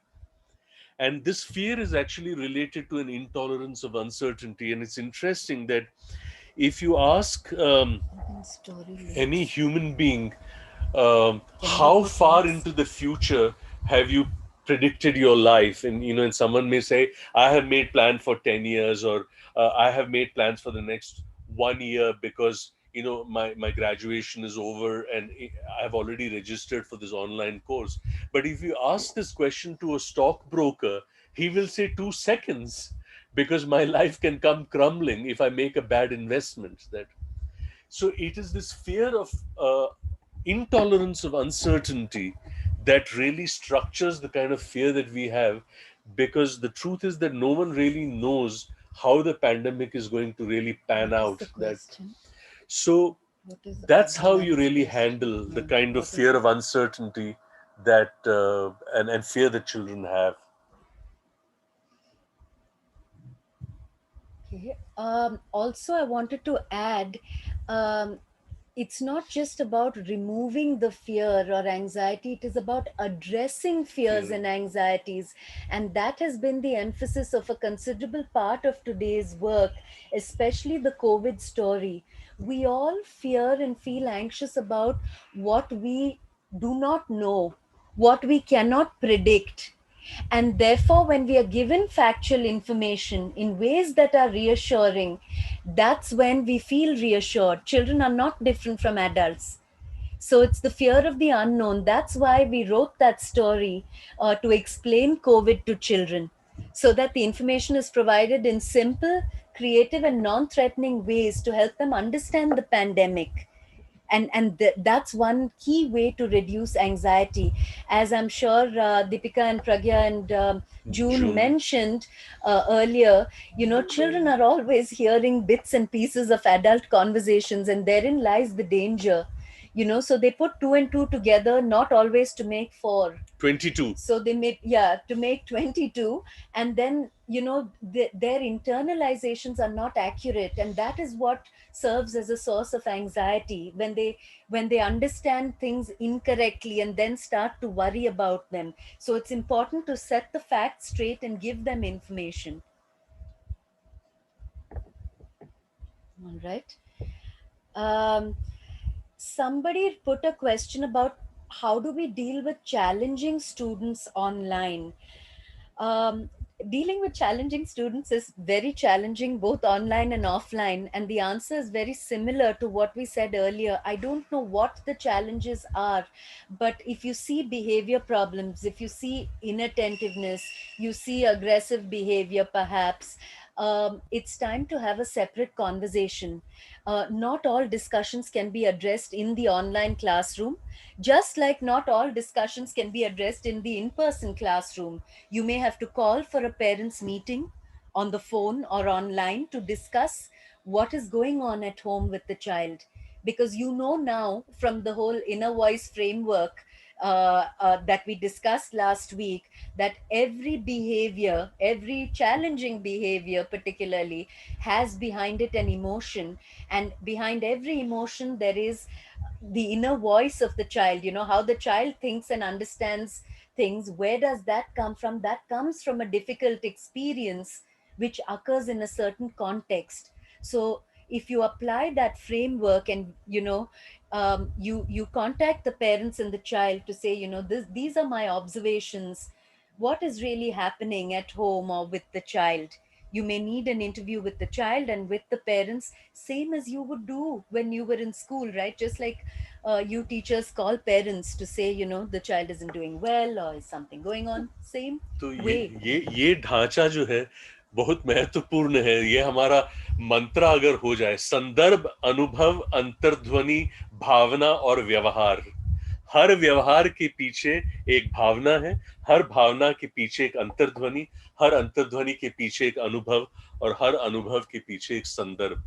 संदर्भ, अनुभव, अंतर्ध्वनि, भावना और व्यवहार, इस मंत्र को हम हमेशा दोहराते रहें, तो हमारी प्रतिक्रिया जो हमारे छात्र के प्रति होगी, किसी भी संदर्भ में, चाहे वो चैलेंजिंग स्टूडेंट्स हो, it's a framework that always using the lens of frameworks makes it easy for us to kind of generate responses which are proactive and leading to. There's another very interesting and pertinent question that Vaishali ma'am puts. In the next academic year, some children may have acquired necessary competency levels. What can be done for those who are not prepared at all due to many reasons? Ma'am, I think you have really hit the nail on the head. And this is the concern as far as education is concerned. What happens, when children have not learnt adequately? I think one of the things is when the new year comes and we don't know what the new year will bring, whether it's going to be another year of online education, because that's how it appears currently with the second wave of COVID. That's where we are headed. One is to do some systematic assessments on where the child is, what the child has achieved or not been able to achieve academically. For younger children, it may have to do with reading and writing skills, for example.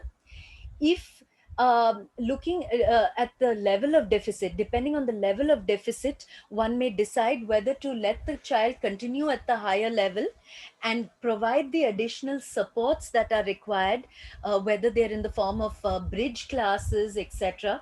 We may have to consider those. The government already does a lot of these across the country. Even in pre-COVID times, we have what are called bridge classes to help children catch up. Children who are understimulated, children who have joined school at a late age, and so on. But if the learning is at a very rudimentary level, then the bridge classes may also not be appropriate. In that case, it may be wiser to leave the child in the lower level, the lower class, to continue until certain skills are acquired. Having said that, as usual, the remarkable participation on Q&A on the Zoom chat, as well as on the chat on YouTube, I think would be very encouraging, both for Orient BlackSwan and for June, Deepika, and Pragya, who have put together these two sessions for you. June, Deepika, and Pragya, our salute to you for what has been very engaging content, and to really set into motion an iteration which I hope will continue and reverberate through the education circles, to really create a momentum and a movement as we navigate the challenges of COVID, to address the mental health needs of children, where the education section and the education field is concerned. As I had said last time, we would like to put together a lot of these questions and subject them to a category analysis to see what kind of teacher concerns they represent, and perhaps sometime in the future, in the very near future, actually plan a session where we bring back to you what you actually put together in terms of your participation in these sessions, and carry this forward as a part of the iteration to this remarkable initiative that we have taken. Having said that, I will take leave from you, ladies and gentlemen, as I have another session to deal with. Thank you very much for your participation.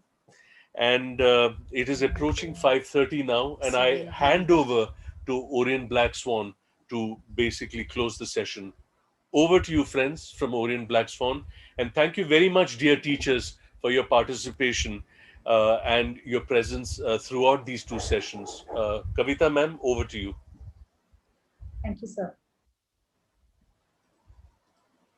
Thank you, Team Samvad, for coming forward to help our teachers in these days of uncertainties. The webinar will definitely help our teachers to balance the challenges of teaching online on the one hand, and on the other, maintaining their own and the children's mental well-being. I would also like to thank everyone for participating in today's webinar. We'd love to hear from you. Please do share your feedback with us. Good day from all of us at Orient BlackSwan. Thank you very much and good evening. Thank you, everyone. Thank you, everyone. Stay safe. Take care.